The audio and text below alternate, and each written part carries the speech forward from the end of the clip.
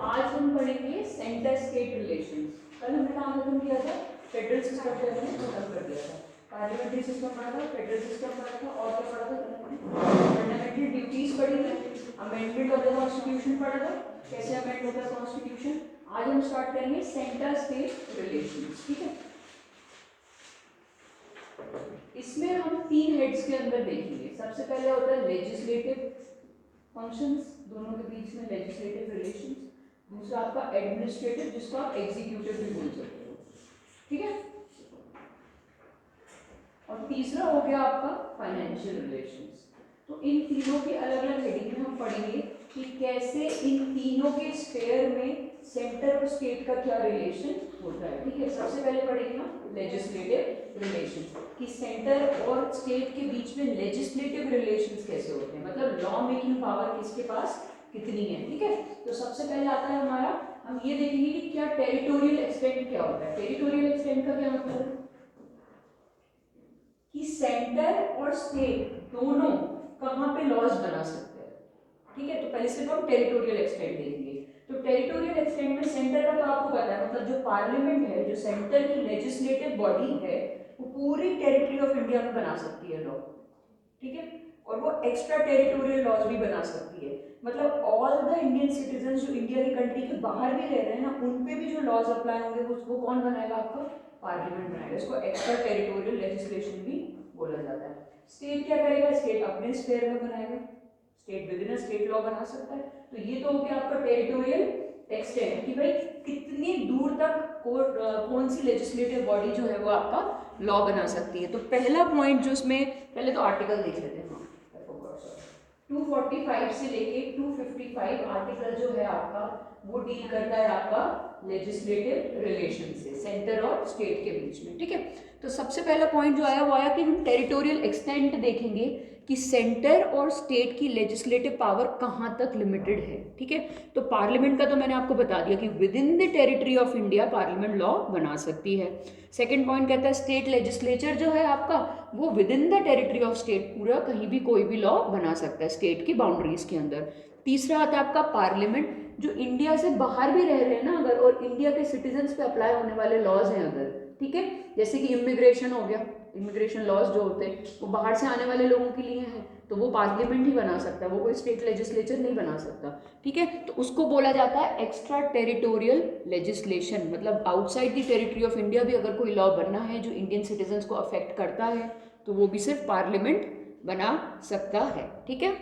ये सिंपल सी बात हो गई, ये सिर्फ हमने पढ़ लिया अभी टेरिटोरियल एक्सटेंट। उसके बाद आइए कि कुछ इसमें ना एक्सेप्शंस भी हैं, कॉन्स्टिट्यूशन में ही एक्सेप्शंस लिखे हुए हैं। अब क्या क्या एक्सेप्शंस हैं उसको देख लेते हैं कि मतलब कौन इसमें और कौन उसमें, मतलब इधर उधर हो सकता है, सेंटर स्टेट में घुस सकता है, स्टेट सेंटर में घुस सकता है, ये कुछ एक्सेप्शंस हैं, वो पढ़ लेते हैं।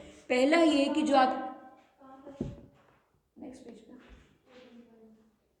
दिख रहे हैं, स्टार्टिंग में एक्सेप्शन मिल गया।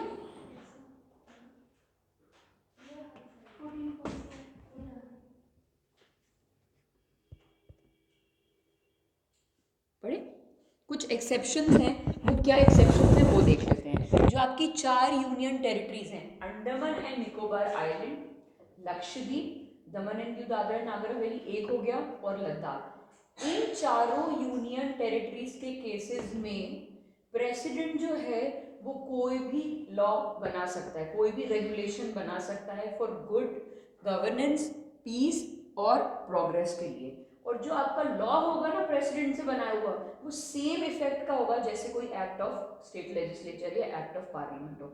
आप उसमें ये नहीं कह सकते कि प्रेसिडेंट ने बनाया इसलिए ये वैलिड लॉ नहीं है। जो वैलिड एक्ट होती है, जिसको हम एक्ट को जितनी मान्यता देते हैं उतनी ही मान्यता हम प्रेसिडेंट के लॉ और रेगुलेशन को भी देंगे। तो ये सिर्फ इन 4 यूनियन टेरिटरीज के केस में है। कौन कौन सी यूनियन टेरिटरीज हैं? अंडमान एंड निकोबार आइलैंड्स, लक्षद्वीप, लद्दाख और आपकी दमन एंड दीव, दादर एंड नागर हवेली, ठीक है। इन 4 के केसेस में गुड गवर्नेंस, पीस और प्रोग्रेस, इस चीज के लिए प्रेसिडेंट कोई भी लॉ या रेगुलेशन बना सकता है।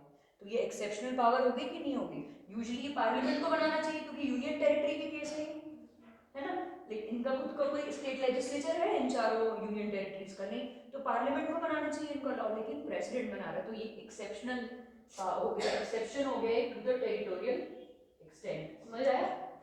ठीक है, सेकंड पॉइंट देखते हैं। सेकंड पॉइंट कह रहा है आपका कि मान लीजिए कोई भी, जैसे एक स्टेट है, कोई भी स्टेट मान लीजिए, उसके अंदर कोई एरिया है जो शेड्यूल्ड एरिया डिक्लेयर हो गया है। जो पावर होगी ना शेड्यूल्ड एरिया डिक्लेयर करने की, वो प्रेसिडेंट के पास होती है। ठीक है, शेड्यूल्ड एरिया का मतलब है कि भाई इस एरिया में ट्राइबल पॉपुलेशन ज्यादा है, शेड्यूल्ड कास्ट पॉपुलेशन ज्यादा है, इसलिए आपको उसको दिमाग में रख के काम करना पड़ेगा। ठीक है, तो अब जब ये डिक्लेयर हो गया तो गवर्नर के पास क्या है? अथॉरिटी। गवर्नर के पास अथॉरिटी है कि मेरे स्टेट के इस एरिया में पार्लियामेंट की कोई भी पर्टिकुलर एक्ट नहीं लागू होगी या कुछ चेंजेस के साथ लागू होगी। समझ आ रही है बात? मान लीजिए कोई भी एक्ट आई है पार्लियामेंट की, कोई भी एग्जांपल ले लीजिए, कोई भी एक्ट आई है और वो एक्ट हर जगह अप्लाई हो रही है पूरी कंट्री में, क्योंकि पार्लियामेंट ने निकाली है, यूनिफॉर्म लॉ बना हुआ है। लेकिन यहाँ पे गवर्नर के पास एक एक्सेप्शनल पावर होगी, वो बोलेगा कि आपकी जो एक्ट है वो थोड़ी इनसेंसिटिव है टुवर्ड्स ट्राइबल्स या टुवर्ड्स शेड्यूल्ड एरिया, उनके इंटरेस्ट को ध्यान में नहीं रखती है या उनकी कल्चर को अफेक्ट करती है, तो वो इस एरिया में अप्लाई नहीं होगी, या फिर ये क्लॉज हटा दीजिए, इस क्लॉज के साथ नहीं होगी, चेंजेस के साथ होगी। तो उस केस में किसके को हमने पावर दे रखी है? गवर्नर को हमने एक्सेप्शनल पावर दे रखी है। तो सेकंड पॉइंट आपका यही कह रहा है कि गवर्नर के पास पावर होगी कि कोई भी एक्ट ऑफ पार्लियामेंट को वो बोल सकता है कि भाई या तो स्पेसिफाइड मॉडिफिकेशंस मतलब चेंजेस लाइए या इस एक्ट को अप्लाई मत करिए मेरे शेड्यूल्ड एरिया में। ठीक है, तीसरा पॉइंट कहता है, आपको ये वाले स्टेट्स याद है, 6 शेड्यूल्ड स्टेट्स कौन कौन से थे? मेघालय और मिजोरम। असम, त्रिपुरा, मेघालय और मिजोरम। असम के केस में गवर्नर को और इन तीनों के केस में प्रेसिडेंट को हमने ये पावर दी है कि वो रोक सकता है कि भाई हमारे यहाँ आपकी ये एक्ट ऑफ पार्लियामेंट नहीं लागू होगी। ठीक है, तो असम के केस में हमने किसको ये पावर दी हुई है? प्रेसिडेंट को दी हुई है। और सॉरी, असम के केस में गवर्नर को दी हुई है, और त्रिपुरा, मेघालय और मिजोरम के केस में हमने प्रेसिडेंट को दी हुई है कि इनके पास पावर है कि ये बोल सकते हैं कि इनके ट्राइबल एरियाज में आपकी पर्टिकुलर एक्ट लागू नहीं होगी या कुछ मॉडिफिकेशंस के साथ लागू होगी। तो समझ आया कि अभी हमने क्या पढ़ा? अभी हम पढ़ रहे हैं डिस्ट्रीब्यूशन ऑफ लेजिस्लेटिव रिलेशंस। ठीक है, किसके बीच में? सेंटर और स्टेट के बीच में। कौन कौन से आर्टिकल्स हैं? 245 से लेकर 255 तक। अब हमने उसमें भी पहला पॉइंट पढ़ा टेरिटोरियल एक्सटेंट की, कौन कहाँ पे लॉ बना सकता है। तो वो आपका क्लियर है कि भाई पार्लियामेंट पूरे इंडिया में बना सकती है, स्टेट लेजिस्लेचर सिर्फ अपने स्टेट में बना सकता है। वैलिड बात है, नॉर्मल सी बात है, ऑब्वियस बात है। उसके बाद हमने कुछ ये 3 एक्सेप्शंस रखे हैं कि इन 4 यूनियन टेरिटरीज के केस में प्रेसिडेंट को, असम, त्रिपुरा, मेघालय, मिजोरम में असम में गवर्नर को, और बाकी टीएमएम में किसको? प्रेसिडेंट को। और किसी भी स्टेट के शेड्यूल्ड एरिया में अप्लाई नहीं होनी है या होनी है कुछ मॉडिफिकेशंस के साथ, तो गवर्नर को। ये सारे हमने एक्सेप्शनल पावर्स दे दिए हैं। ठीक है, क्लियर हुआ? कोई डाउट इसमें? दोनों के पर्सपेक्टिव से समझ में आया, मेंस और प्रीलिम्स के? ठीक है, प्रीलिम्स में भी क्वेश्चन पूछा जा सकता है और मेंस में भी ये क्वेश्चन पूछा जा सकता है। टेरिटोरियल एक्सटेंट हो गया आपका ये। ठीक है, सेकंड आता है आपका डिस्ट्रीब्यूशन ऑफ लेजिस्लेटिव सब्जेक्ट्स। ये चैप्टर ना थोड़ा सा कॉम्प्लिकेटेड लगेगा, इसलिए आराम आराम से पढ़ेंगे, और अगर समझ नहीं आ रहा तो वहीं पे क्लियर करना। ठीक है, सेकंड है आपका डिस्ट्रीब्यूशन ऑफ लेजिस्लेटिव सब्जेक्ट्स। इसका क्या मतलब है कि हमने सब्जेक्ट्स को बांट दिया है। किस में बांट दिया है? लिस्ट सिस्टम में बांट दिया है। 7 शेड्यूल है या 8 शेड्यूल है? 7 शेड्यूल है। ठीक है, कहाँ से लिया हमने ये लिस्टिंग सिस्टम?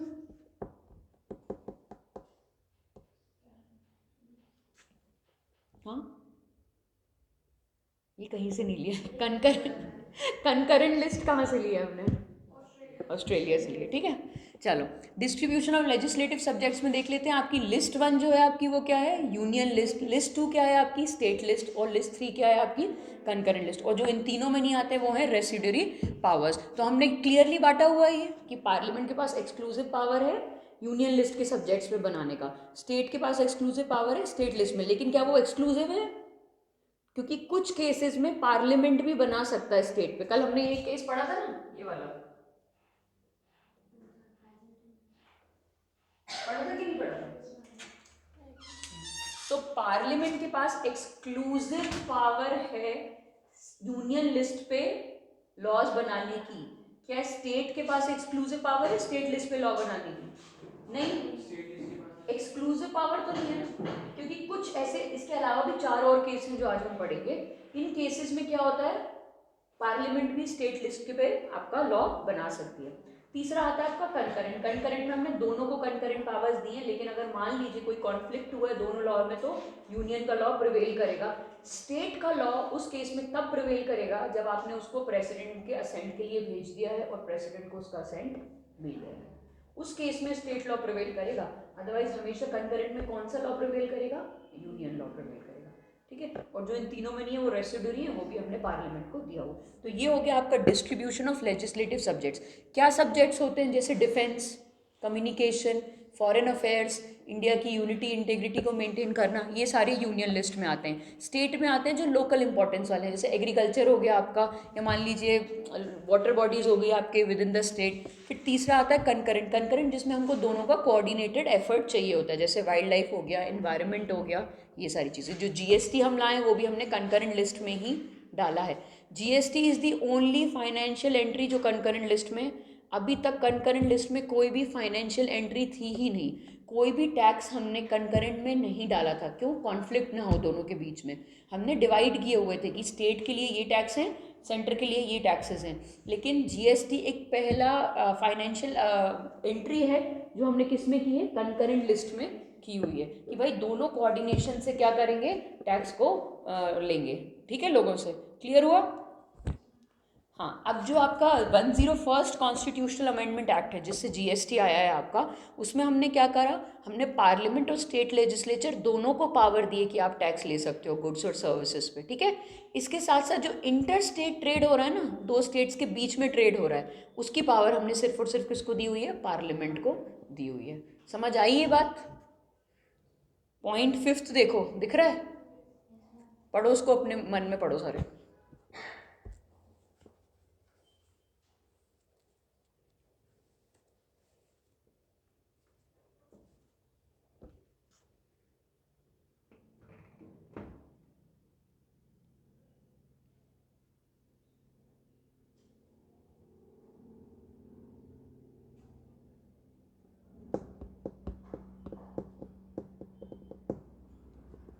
जीएसटी तो पढ़ा होगा आप सबने, आगे समझ में ये पॉइंट? ठीक है, अब आइए कि हमने ये जो लिस्ट सिस्टम है हमने कहाँ से लिया हुआ है? डिस्ट्रीब्यूशन ऑफ सब्जेक्ट्स किससे पूछ रही हूँ, कहाँ से लिया हुआ है? गवर्नमेंट ऑफ इंडिया 1995 से। ठीक है, यहाँ से लिया हुआ है। मेजॉरिटी चीजें हमने यहीं से ली हुई है। ठीक है, लिस्ट सिस्टम हमने यहाँ से लिया हुआ है, लेकिन एक फर्क के साथ लिया हुआ है, वो भी सुन लो। 1935 एक्ट में जो रेसिडरी सब्जेक्ट्स थे वो हमने किसको दे रखे थे? गवर्नर जनरल को। पहले, उससे पहले वॉइस रॉय को, फिर गवर्नर जनरल को। हमने इधर क्या किया? इंडिपेंडेंस के बाद हमने रेसिडरी सब्जेक्ट्स किसको दे रखे? यूनियन गवर्नमेंट को, मतलब पार्लियामेंट को दे रखे। ठीक है, अब कभी भी यूनियन लिस्ट या स्टेट लिस्ट के बीच में लड़ाई है तो कौन जीतेगा? जब स्टेट लिस्ट और कंकरेंट लिस्ट के बीच में तो कौन जीतेगा? कंकरेंट, क्योंकि कंकरेंट में भी से है यूनियन का। ठीक है, और कभी भी मान लीजिए मैंने दो तो बता दिया आपको, यूनियन और स्टेट के बीच में, स्टेट और कंकरेंट के बीच में। हाँ, ये भी मैंने आपको बता दिया कि कंकरेंट लॉ में स्टेट लॉ भी बन सकता है और आपका यूनियन लॉ भी बन सकता है। स्टेट लॉ तब प्रिवेल करेगा जब उसको प्रेसिडेंट का असेंट मिल गया, नहीं तो अदरवाइज कौन सा लॉ प्रिवेल करेगा? यूनियन का ही लॉ प्रिवेल करेगा। क्लियर? कोई डाउट इसमें? ठीक है, अच्छा, अब आ जाइए इस पे, पार्लियामेंट्री लेजिस्लेशन इन दी स्टेट फील्ड। अब हम 5 ऐसे स्पेशल एक्स्ट्रा ऑर्डिनरी केसेस देखेंगे जहाँ पे पार्लियामेंट स्टेट लिस्ट के सब्जेक्ट पे भी लॉ बना सकते हैं। ठीक है, यहाँ तक समझ आया? डाउट है मतलब इसमें? क्या पढ़ रहे हैं हम अभी? कौन से रिलेशंस पढ़ रहे हैं? Centre state relations in what field? Legislative. ठीक है, अब आते हैं हम कि कहाँ पे ऐसे 5 केसेस कौन कौन से हैं जिसमें पार्लियामेंट स्टेट लिस्ट के सब्जेक्ट पे भी क्या बना सकता है? लॉ बना सकता है। ठीक है, भले वो इसका पावर है या नहीं है, नेचुरल पावर तो नहीं है इसका, लेकिन बना सकता है एक्सेप्शनल केसेस में।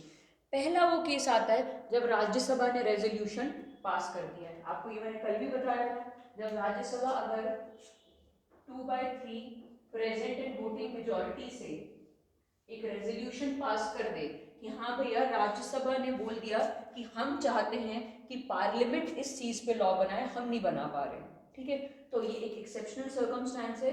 उस केस में पार्लियामेंट क्या कर सकता है, उस पर्टिकुलर सब्जेक्ट पे लॉ बना सकता है, ठीक है। और ये जो रेजोल्यूशन है इसकी वैलिडिटी 1 साल की है, मतलब 1 साल तक लॉ बन गया, फिर आप उसको आपको दोबारा रिन्यू करना पड़ेगा अगर आपको लॉ आगे चलाना है तो, ठीक है। तो हर साल आपको क्या करना पड़ेगा, इसको रिन्यू करना पड़ेगा। जैसे सब्सक्रिप्शन ओटीटी की रिन्यू होती है हर साल, वैसे आपको हर साल इसको रिन्यू करना पड़ेगा। इसमें एक बात और है कि जैसे ही ये खत्म हुआ, ठीक है, कितने, मान लीजिए इस बार मैंने रिन्यू नहीं किया तो इसकी वैलिडिटी और सिर्फ 6 महीने तक रहेगी, बस नेचुरल जो वैलिडिटी रहेगी, उसके बाद वो अपने आप लैप्स हो जाएगा। इसमें ये भी है कि आपको रिस्ट्रिक्शन नहीं दी है, ये बहुत इंपॉर्टेंट पॉइंट है, ध्यान से सुनना। स्टेट लेजिस्लेचर भी उस पर लॉ बना सकता है, ठीक है, लेकिन प्रिवेल किसका लॉ करेगा, पार्लियामेंट का लॉ करेगा, क्योंकि राज्यसभा ने रेजोल्यूशन पास कर दिया है। तो इसमें रिस्ट्रिक्ट नहीं कर रहा है स्टेट लेजिस्लेचर के पावर को, स्टेट लेजिस्लेचर भी बना सकता है इस पे लॉ, लेकिन प्रिवेल करेगा आपका पार्लियामेंट वाला लॉ, ठीक है। इसको मैं पढ़ रही हूँ, इसका लास्ट पैराग्राफ जो है, this provision does not restrict the power of a state legislature to make laws on the same matter, but in case of inconsistency between a state law and a parliament law the latter is to prevail. Clear, क्या बातें पढ़ी हैं इसमें हमने, इस exceptional वाले point में 2/3 present and voting वाले से आपको मेजोरिटी से आपको क्या रेजोल्यूशन पास करना पड़ेगा, किससे करना पड़ेगा, राज्यसभा को करना पड़ेगा, ठीक है। जब राज्यसभा पास कर देगी तो 1 साल तक के लिए वो लॉ पार्लियामेंट जो है वो स्टेट लिस्ट पे बना सकती है। हर साल आपको उसको क्या करना पड़ेगा, रिन्यू करना पड़ेगा। 1 साल अगर आपने रिन्यू नहीं किया तो उसकी मैक्सिमम वैलिडिटी 6 मंथ्स की, उसके बाद वो अपने आप लैप्स हो जाएगा। ये पावर स्टेट लेजिस्लेचर के पावर को रिस्ट्रिक्ट नहीं करता है, स्टेट लेजिस्लेचर भी उस पर लॉ बना सकता है, लेकिन अगर कोई लड़ाई हुई, कोई कॉन्फ्लिक्ट हुआ, कोई डिसएग्रीमेंट हुआ तो पार्लियामेंट के लॉ को ज्यादा इंपॉर्टेंस दी जाएगी। क्लियर, ठीक है। ये हो गया फर्स्ट केस जहां पे पार्लियामेंट ओवरस्टेप करके स्टेट लिस्ट पे भी लॉ बना सकते हैं। सेकंड आया आपका during a national emergency. National emergency के टाइम पे भी ये याद रखने वाली बात है आर्टिकल 352 के हिसाब से कि यहाँ पे आप स्टेट लेजिस्लेचर को सस्पेंड नहीं कर रहे हो, सेम जो आपने फर्स्ट केस में किया था यहाँ पे भी वही है, स्टेट लेजिस्लेचर रहेगी और स्टेट लेजिस्लेचर लॉ भी बना सकती है, लेकिन अगेन इंपॉर्टेंस किसको दी जाएगी, पार्लियामेंट के लॉ को दी जाएगी, क्योंकि वो एंटायर जो आपका फेडरल सिस्टम होता है वो क्या बन जाता है, यूनिटरी सिस्टम बन जाता है, और ओवरराइडिंग पावर किसके पास आ जाती है, सेंटर के पास आ जाती है, ठीक है। तो यही इसमें बोला गया है कि पार्लियामेंट के पास पावर आ जाती है कि वो स्टेट लिस्ट में किसी भी सब्जेक्ट पे क्या बना सकता है, लॉ बना सकता है in case of national emergency. Again last क्या कहता है paragraph, here also the power of the state legislature to make laws on the same matter is not restricted, ठीक है, लेकिन अगर कॉन्फ्लिक्ट हुआ तो पार्लियामेंट का लॉ प्रिवेल करेगा। थर्ड जो एक्सेप्शनल केस है वो पहला हमने पढ़ लिया जब राज्यसभा ने पास किया, दूसरा हमने क्या पढ़ा, इमरजेंसी, तीसरा हमने पढ़ा जब 2 या 2 से ज्यादा स्टेट्स खुद रिक्वेस्ट कर रहे हैं, जब 2 या 2 से ज्यादा स्टेट खुद रिक्वेस्ट सबमिट कर रहे हैं किसको, पार्लियामेंट को, कि भैया हम इस पे लॉ नहीं बना पा रहे हैं, आप लॉ बनाइए। कोई सिंगल स्टेट नहीं कर सकता, याद रखने वाली बात ये है, 2 स्टेट्स तो होने चाहिए, 2 से ज्यादा स्टेट्स भी हो सकते हैं। जब 2 या 2 से ज्यादा स्टेट्स रिक्वेस्ट करें पार्लियामेंट को कि आप आइए और इस लिस्ट में हमारे लिए लॉ बनाइए, आप बेहतर जानते हैं इसको, तो फिर उस केस में पार्लियामेंट जो है वो उस पर लॉ बना देगी। लेकिन इसमें ये याद रखने वाली बात है, जो इन अनलाइक दी अबव 2 केसेस, इन दोनों केसेस के अगेंस्ट तीसरे केस में ये हो रहा है कि इसमें स्टेट लेजिस्लेचर का जो पावर है लॉ बनाने का उसको रिस्ट्रिक्ट कर दिया जाता है उस पर्टिकुलर सब्जेक्ट पे। क्यों, क्योंकि स्टेट खुद तो रिक्वेस्ट कर रहे हैं ना, तो फिर स्टेट उस पर अब नहीं बना सकते। स्टेट ने रिक्वेस्ट की, पार्लियामेंट ने रिक्वेस्ट एक्सेप्ट की, वहां पे स्टेट का क्या काम खत्म हो गया।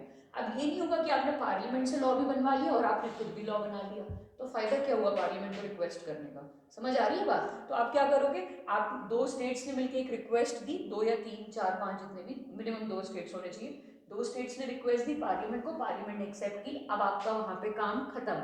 अब पार्लियामेंट जो है वो उस चीज पे लॉ बनाएगा, आपका सीज हो गया वहां पे पावर, ठीक है, क्लियर हुआ।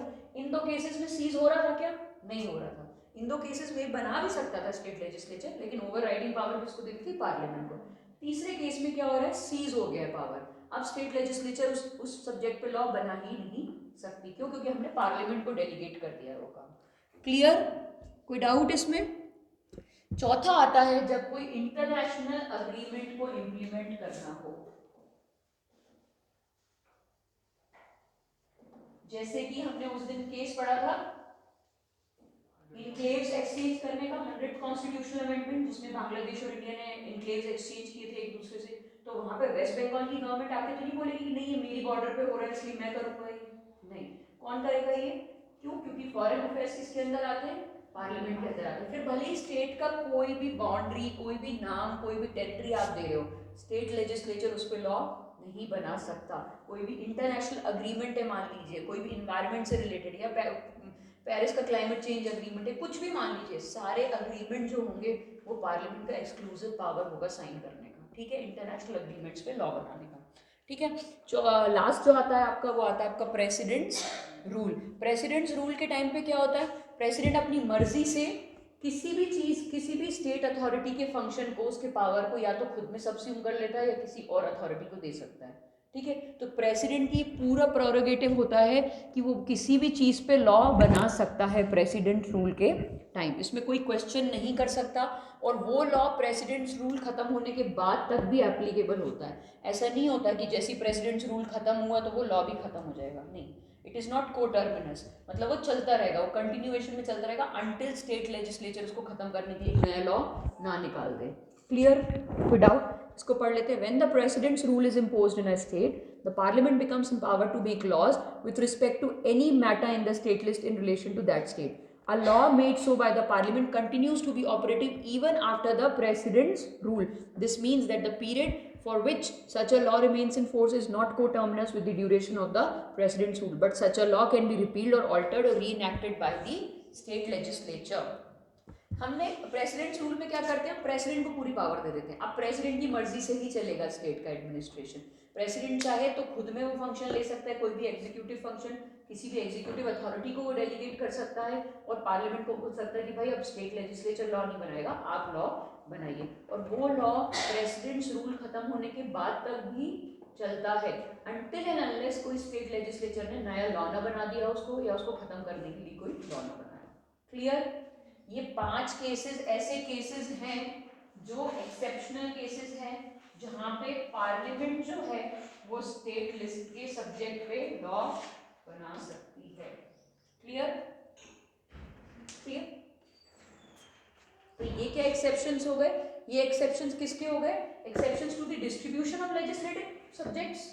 हमने पहले डिवाइड कर रखे लेजिस्लेटिव सब्जेक्ट्स, लेकिन हमने क्या किया, हमने इन 5 एक्सेप्शन सिचुएशंस में उसको अलग रख दिया, उस डिस्ट्रीब्यूशन को हटा दिया। तो ये exceptions to the distribution of legislative powers है। ये इसलिए इंपॉर्टेंट है क्योंकि मेंस में जब ऐसे सवाल आते हैं तो आप एनालाइज नहीं कर पाते वहाँ पे कि क्या एक्सेप्शंस हो सकते हैं डिस्ट्रीब्यूशन में, ठीक है। तो ये एक्स्ट्राऑर्डिनरी सिचुएशंस हैं पांचों, ये कॉन्स्टिट्यूशन में ही मेंशन्ड है, और इनके हिसाब से अगर आप चलोगे तो हाँ, पार्लियामेंट क्या करेगी, स्टेट लिस्ट पे कोई भी लॉ बना सकते हैं। क्लियर यहाँ तक? अभी भी हम लेजिस्लेटिव लॉज ही पढ़ रहे हैं, लेजिस्लेटिव रिलेशंस ही पढ़ रहे हैं। लास्ट पॉइंट है इसमें, centres control over state legislation. अब यहाँ पे जब स्टेट लेजिस्लेचर ऑपरेट कर रहा होता है तो सेंटर कैसे अपना कंट्रोल बना के रखता है, वो पॉइंट्स भी देख लेते हैं, ठीक है। पहला पॉइंट ये है कि गवर्नर का ये डिस्क्रिशनरी पावर होता है। डिस्क्रिशनरी पावर का क्या मतलब है? हाँ, अपनी मर्जी से, एग्जैक्टली। डिस्क्रिशनरी पावर है, अपनी मर्जी से, कहीं भी उसमें लिखा नहीं है वो चीज़, वो अपनी मर्जी से कर सकता है कि कोई भी बिल वो रिजर्व करके रख सकता है प्रेसिडेंट के लिए। किसी भी, जैसे मान लीजिए स्टेट लेजिस्लेचर है, लेजिस्लेटिव असेंबली ने पास किया बिल, अगर लेजिस्लेटिव काउंसिल है तो उसने भी पास किया, दोनों हाउसेस ने पास कर दिया। पास करके आप कहाँ भेजोगे? गवर्नर के पास भेजोगे, जैसे सेंटर में भी होता है कि आप प्रेसिडेंट के पास भेजते हो। जब आपने गवर्नर के पास भेज दिया, गवर्नर के पास 4 ऑप्शंस होते हैं, या तो हाँ कर दे, या ना कर दे, या खुद रिजर्व कर ले, या प्रेसिडेंट के लिए रिजर्व करके रख ले। जब प्रेसिडेंट के लिए वो रिजर्व करके रख लेता है उस बिल को, वहां पे गवर्नर का काम खत्म। अब बिल कहाँ जाएगा? प्रेसिडेंट के पास जाएगा। प्रेसिडेंट क्या करेगा? मान लीजिए प्रेसिडेंट ने वापस कर दिया बिल, ठीक है, प्रेसिडेंट ने वापस कर दिया बिल कि उसको नहीं समझ में आ रहा है कि कुछ चेंजेस होने चाहिए। दोबारा स्टेट लेजिस्लेचर ने फिर से भेजा प्रेसिडेंट के पास, तभी भी प्रेसिडेंट को, मैंने कल भी बताया था, तभी भी प्रेसिडेंट की जबरदस्ती नहीं कि उसे उस पर हाँ करना ही करना है, नहीं ये एक्शन लेना ही लेना है, नहीं, उसके पास एब्सोल्यूट वीटो है, मतलब जितनी बार भी आप उसको भेजो वो मना कर सकता है, ठीक है। तो ये हो गया सेंटर का कंट्रोल ओवर स्टेट बिल्स, जो स्टेट के बिल्स होते हैं, स्टेट के एक्ट्स होते हैं उनके ऊपर। सेकंड आता है कुछ मैटर स्टेट लिस्ट में ऐसे होते हैं जो सिर्फ और सिर्फ उन पे बिल्स तभी इंट्रोड्यूस हो सकते हैं जब प्रेसिडेंट का पहले क्या लगा हो, रिकमेंडेशन या सैंक्शन लगा हो। मतलब अभी हम पढ़ेंगे ये सब आगे स्टेट लेजिस्लेचर में कि ऐसे कौन से बिल्स होते हैं जहाँ पे प्रेसिडेंट का प्रीवियस सैंक्शन जो होता है वो जरूरी होता है, ठीक है। तीसरा हो गया आपका, जैसे इसमें लिखा एग्जांपल दिया हुआ है on the freedom of trade and commerce, अगर आपको बिल इसके रिलेशन में कुछ बिल बनाना है on the freedom of inter trade commerce और क्या बोलते हैं ट्रेड, तो उस case inter state trade and commerce, तो उस केस में आपको प्रेसिडेंट का प्रीवियस सैंक्शन लेना पड़ेगा उस बिल को इंट्रोड्यूस करने से पहले, ठीक है। तीसरी चीज आती है आपकी जब फाइनेंशियल इमरजेंसी होती है, ठीक है, जब फाइनेंशियल इमरजेंसी होती है मतलब पैसे की कमी है देश में, तो उस टाइम पे सेंटर के पास अथॉरिटी होती है कि सेंटर मना कर सकता है कि कुछ बिल्स को अभी रिजर्व करके रखो, अभी पास मत करो मनी बिल्स को, अभी पैसा मत निकालो कंसोलिडेटेड फंड ऑफ स्टेट से, ठीक है। तो ये किसके पास पावर होती है फाइनेंशियल इमरजेंसी के दौरान, सेंटर के पास होती है कि सेंटर बोल सकता है कि अभी के लिए इन बिल्स को रोक दो क्योंकि अभी हमारे पास पैसों की कमी है, ठीक है। तो ये तीन क्या हो गया, ये सेंटर का कंट्रोल हो गया ओवर स्टेट के लेजिस्लेचर पे।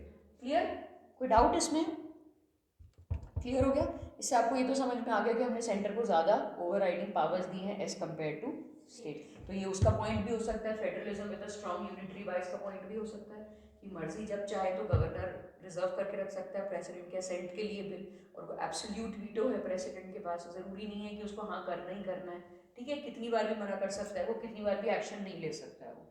क्लियर है यहाँ तक, कोई भी डाउट यहाँ तक? ये हमारा लेजिस्लेटिव पावर्स यहाँ पे खत्म हुआ।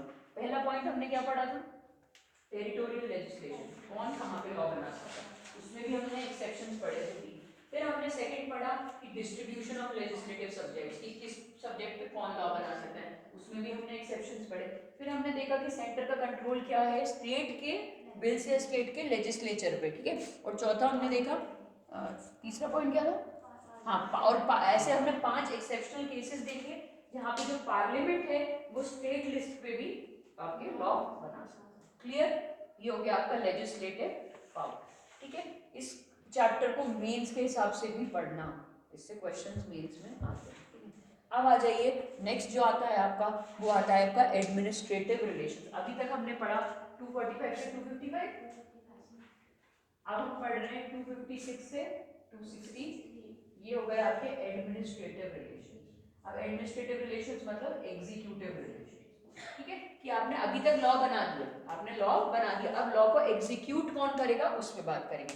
तो ओवरऑल जैसे कि लेजिस्लेटिव सब्जेक्ट्स डिस्ट्रीब्यूटेड है, वैसे ही आपके एग्जीक्यूटिव सब्जेक्ट्स भी डिस्ट्रीब्यूटेड है बट विद सम एक्सेप्शंस। तो जैसे कि एग्जीक्यूटिव पावर जो आपका सेंटर का है वो वही होगा, through out the territory of India चलेगा जैसे लेजिस्लेटिव में भी था, ठीक है। Similarly executive power of state government का क्या होगा, through out the territory of the state चलेगा, ठीक है, जैसे लेजिस्लेटिव में भी था। लेकिन इसमें यहाँ पे एक्सेप्शन ये है कि जब भी कंकरेंट सब्जेक्ट पे लॉ बनता है तो प्रिवेल भले ही लॉ किसका कर रहा है, यूनियन का, लेकिन उसे एग्जीक्यूट कौन करेगा, स्टेट गवर्नमेंट। क्यों स्टेट गवर्नमेंट एग्जीक्यूट करेगी, क्योंकि ऑन फील्ड तो स्टेट के ही एम्प्लॉयज है ना, ग्राउंड रियलिटी तो उन्हीं को पता है स्टेट की। आप जब आईएएस को भी ट्रांसफर वो करते हो एडमिनिस्ट्रेशन में लाते हो तो उसको भी तो कैडर देते हो ना, एक उसको भी उसकी जिंदगी भर के लिए कैडर मिलता है। आपको राजस्थान कैडर मिला मतलब आपको जिंदगी भर राजस्थान में काम करना है अंटिल आपको सेंट्रल गवर्नमेंट अपने डेप्यूटेशन पे ना बुलाए, ठीक है, अपने काम के लिए ना बुलाए। और जब अपने काम के लिए भी बुलाती है तो एक फिक्स पीरियड के लिए बुलाती है, लेकिन आपका कैडर जिंदगी भर राजस्थान ही रहेगा। जब आपको रैंक आई और अलॉट हुआ आपके कैडर आपके मन, अगर आपकी रैंक अंडर 100 आई तो कैडर मर्जी से मिल जाता है, जनरल वालों का 50 तक लगा लो, लेकिन उसके ऊपर अगर आपकी रैंक आती है तो फिर आपको प्रेफरेंस के हिसाब से कैडर नहीं मिलता है, जो बचता है उसके हिसाब से मिलता है। तो जब आपको जैसे राजस्थान कैडर मिल गया और भले वो आपका होम कैडर है, अगर आपकी रैंक अच्छी आई तो आपको होम कैडर मिल जाता है, मैं यूपीएससी की बात कर रही हूँ, ठीक है। वहां पे जब आपको कैडर मिल गया आपका तो जिंदगी भर आपका वही कैडर रहेगा, मतलब आपको पूरी लाइफ जितनी आपकी सर्विस की लाइफ है आपको उसी गवर्नमेंट को सर्व, मतलब राजस्थान को ही सर्व करना है, ठीक है। क्लियर हुआ। तो उसमें यही बात आ जाती है कि भाई एग्जीक्यूशन किसने किया, वहाँ पे जो आईएएस काम कर रहे हैं वो उसी फील्ड पे काम कर रहे हैं ना, तो एग्जीक्यूशन स्टेट गवर्नमेंट का काम है, भले लेजिस्लेशन किसका काम हो, पार्लियामेंट का। कंकरेंट सब्जेक्ट की बात कर रही हूँ मैं, देखो ये वाला पैराग्राफ, सेकंड लास्ट पर ऑब्लिगेशन दिख रहा है ना, obligation of states and centre, उसके ऊपर वाला paragraph, in respect of matters on which both the parliament and the state legislatures have power of legislation, that is concurrent list, the executive power rests with the states except when a constitutional provision or a parliament law specifically confirms it on the center। मतलब अगर तो specifically mention है कि ये centre करेगा तो बात अलग है, अगर स्पेसिफिकली मेंशन है, अदरवाइज बाकी सारे लॉज पे एग्जीक्यूटिव पावर किसकी होगी, स्टेट्स की होगी। आगे देखते हैं, therefore a law on the concurrent subject though enacted by the parliament is to be executed by the states except when the constitution or the parliament has directed otherwise। ये चीज समझ आई कि नहीं आई? एग्जीक्यूटिव पावर भी legislative power की तरह ही है, मतलब कि पार्लियामेंट का एग्जीक्यूटिव पावर जो है वो इंटायर उस पे चलेगा, सेंटर का executive power entire territory of India पे चलेगा, स्टेट गवर्नमेंट का executive power entire territory of state पे चलेगा। लेकिन जब कंकरेंट सब्जेक्ट की बात आती है तो हमने लॉ बनाने की प्रेफरेंस भले ही सेंटर को दी है, लेकिन लॉ एग्जीक्यूट करने की प्रेफरेंस स्टेट्स के पास। क्लियर ये पॉइंट? कोई डाउट इस पॉइंट में? ठीक है, उसके बाद आ जाइए next, obligation of states and centre. Constitution ने दो रिस्ट्रिक्शन प्लेस की हैं, किसके ऊपर प्लेस की हैं, स्टेट की एग्जीक्यूटिव पावर के पास, ताकि सेंटर की एग्जीक्यूटिव पावर आराम से चल सके। ठीक है, कॉन्स्टिट्यूशन में ही लिखी है ये दो रिस्ट्रिक्शंस, किस पर करी है हमने, स्टेट की एग्जीक्यूटिव पावर के ऊपर, ताकि सेंटर की एग्जीक्यूटिव पावर आराम से चल सके।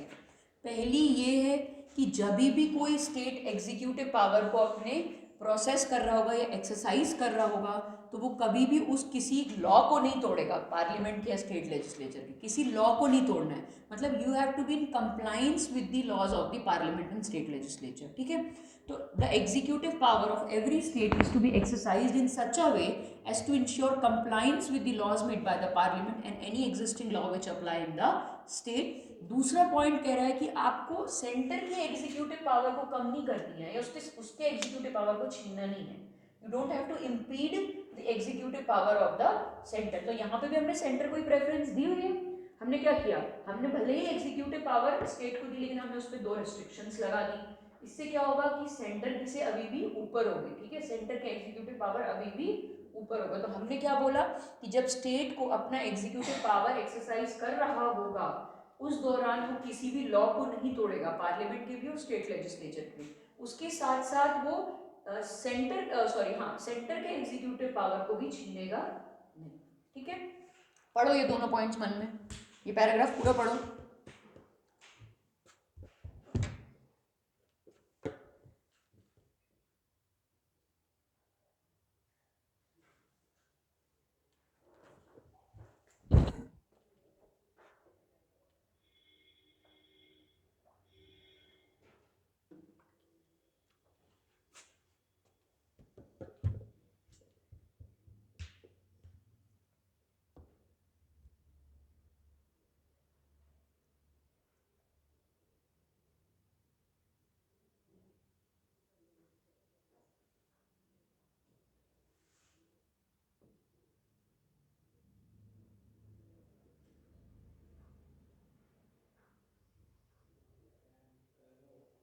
आया समझ में?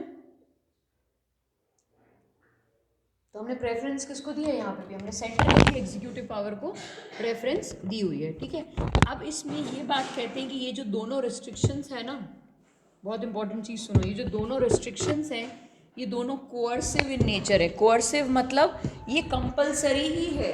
ठीक है, इसका जो सैंक्शन है वो मैंडेटरी है।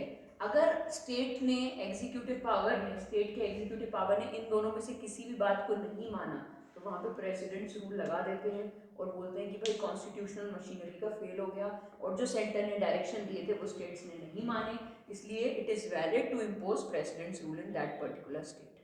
आया समझ में?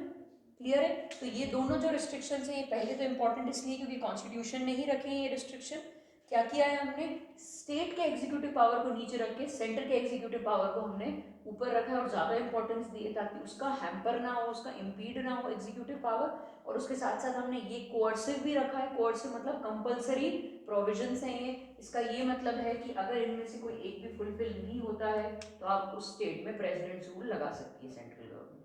क्लियर, कोई डाउट? अब आइए centre's direction to the states. अब इसके इन दो केसेस के साथ साथ सेंटर के पास ये भी पावर है कि वो स्टेट्स को डायरेक्शंस दे सकती है।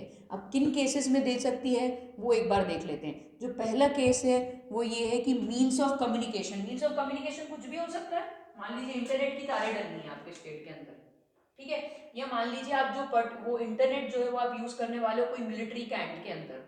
मिलिट्री कैंट किसके अंदर आते हैं, डिफेंस मिनिस्ट्री के अंदर आते हैं। भले वो स्टेट के अंदर है, ठीक है, लेकिन वो है डायरेक्ट कंट्रोल किसके, डिफेंस मिनिस्ट्री के, ठीक है। तो उस केस में सेंटर जो है डायरेक्शन दे सकता है स्टेट को कि भाई आपका यहाँ पे कैंट खुला हुआ है और यहाँ पे हमें इंटरनेट की तारें डालनी है, तो ऐसे ऐसे डलेगी या क्या उसका प्रोसीजर होगा, इस पे डायरेक्शन दे सकता है सेंटर। ठीक ठीक है, ये सेंटर का पावर है। सेकंड कह रहा है maintenance and protection of railways with in the state. Railways किसकी मोनोपोली है, सेंट्रल गवर्नमेंट की मोनोपोली है रेलवेज, यूनियन लिस्ट में आता है रेलवेज। तो रेलवेज को मेंटेन करने के लिए, उसको मैनेज करने के लिए कोई भी डायरेक्शंस दे सकता है सेंटर स्टेट को, ठीक है। स्टेट ये नहीं कह सकता कि हाँ हम वेस्टर्न रेलवेज में आते हैं, हम ईस्टर्न रेलवेज में आते हैं, हमारे स्टेट के अंदर के लॉस चलेंगे इसके अंदर, ठीक है। तीसरा है आपका प्रोविजन ऑफ एडिक्वेट फैसिलिटीज। ये हमने उसमें पढ़ा था ईपीएसपी आउटसाइड पार्ट 4, जिसमें हमने बोला था कि प्राइमरी स्टेज पे मदर टंग में आप एजुकेशन इम्पार्ट कर सकते हैं, उसमें भी सेंटर डायरेक्शन दे सकता है पर्टिकुलर स्टेट को।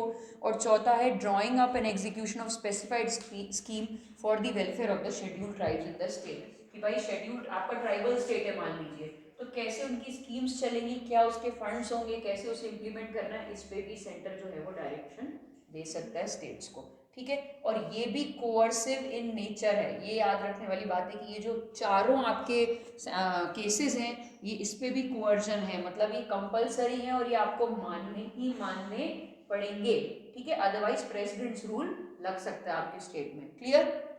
अब जो नया पॉइंट हम पढ़ने वाले हैं वो है mutual delegation of functions.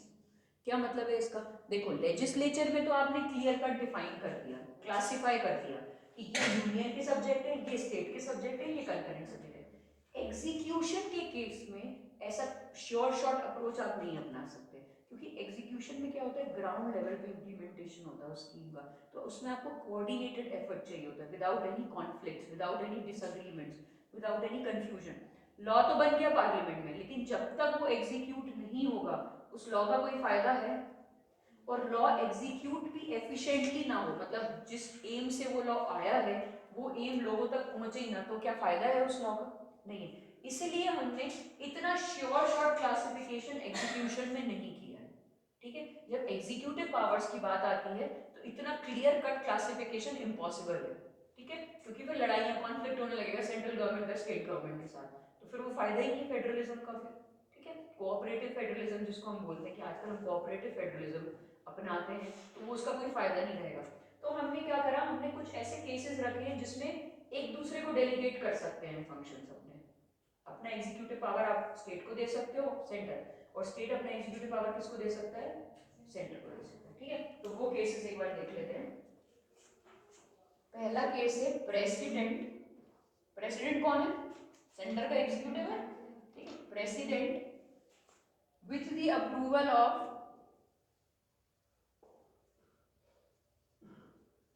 State government, उस पर्टिकुलर स्टेट गवर्नमेंट के अप्रूवल से अपना कोई भी एग्जीक्यूटिव पावर किसको दे सकता है, स्टेट को दे सकता है। तो यही हो रहा है, सेंटर क्या कर रहा है, उस स्टेट से पूछ के, स्टेट की गवर्नमेंट से पूछ के स्टेट को एग्जीक्यूटिव पावर दे देता है, ठीक है। और सेम केस क्या कर सकता है, गवर्नर भी कर सकता है। गवर्नर सेंट्रल गवर्नमेंट के अप्रूवल से किसको दे सकता है पावर अपना, इसको कहते हैं म्यूचुअल डेलीगेशन। डेलीगेशन मतलब अलॉट करना काम, मैंने आपको दिया कि आपका टेस्ट ले लेना है बच्चों का, तो मैंने अपना काम क्या कर दिया, आपको डेलीगेट कर दिया, ठीक है। तो ये हो गया आपका म्यूचुअल डेलीगेशन, मतलब सेंटर स्टेट को भी दे सकता है, स्टेट सेंटर को भी दे सकता है। ये चीज़ समझ लो, इसको पहले मैं पढ़ लेती हूँ, ठीक है, किताब में। The president may, with the consent of the state government, entrust to that government any of the executive functions of the center. Conversely, the governor of a state may, with the consent of the central government, entrust to that government any of the executive functions of the state. This is called mutual delegation of administrative functions. Clear? इतना समझ में आया? कोई doubt यहाँ पे? क्या कर रहा है president with the approval of the state government, state को दे रहा है पूछ के कि भाई मैं अपना आपको देना चाहता हूँ। गवर्नर भी ये कर रहा है with the approval of central government, अपना नाम सेंटर को दे रहा है। एग्जीक्यूटिव फंक्शन की बात हो रही है यहाँ पे, these are not legislative functions.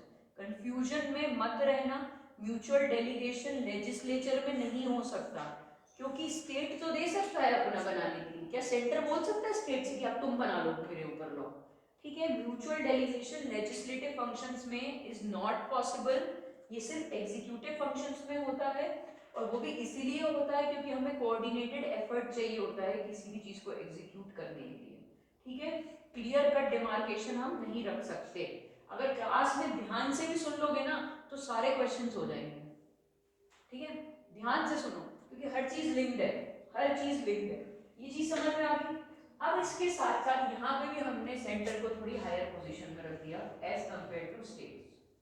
हमने बोला कि सेंटर ने स्टेट को दिया है ना, लेकिन with the approval of state government दिया है, लेकिन इसके पास एक और पावर भी है कि विदाउट द अप्रूवल भी दे सकता है, without the approval of state government भी दे सकता है स्टेट को अपना कोई भी एग्जीक्यूटिव फंक्शन। लेकिन उस केस में प्रेसिडेंट की जगह कौन देगा? ये बना लिया सबने? हाँ, ये बनाया करो ना, लिखी हुई चीज दोबारा लिख देते हो, ये लिखो। समझ आई बात? तो कंपल्सिव नहीं। अब सेंटर क्या कर रहा है? सेंटर विद द अप्रूवल भी दे सकता है, विदाउट द अप्रूवल भी दे सकता है, लेकिन स्टेट ऐसा नहीं कर सकता। स्टेट हमेशा पूछ के ही देगा। क्लियर? समझ आई ये चीज? और ये कॉन्स्टिट्यूशन में ही लिखा हुआ है, ये कॉन्स्टिट्यूशन ग्रांट करता है कि without the approval also centre अपना फंक्शन, कोई भी एग्जीक्यूटिव फंक्शन किसको दे सकता है? स्टेट को दे सकता है।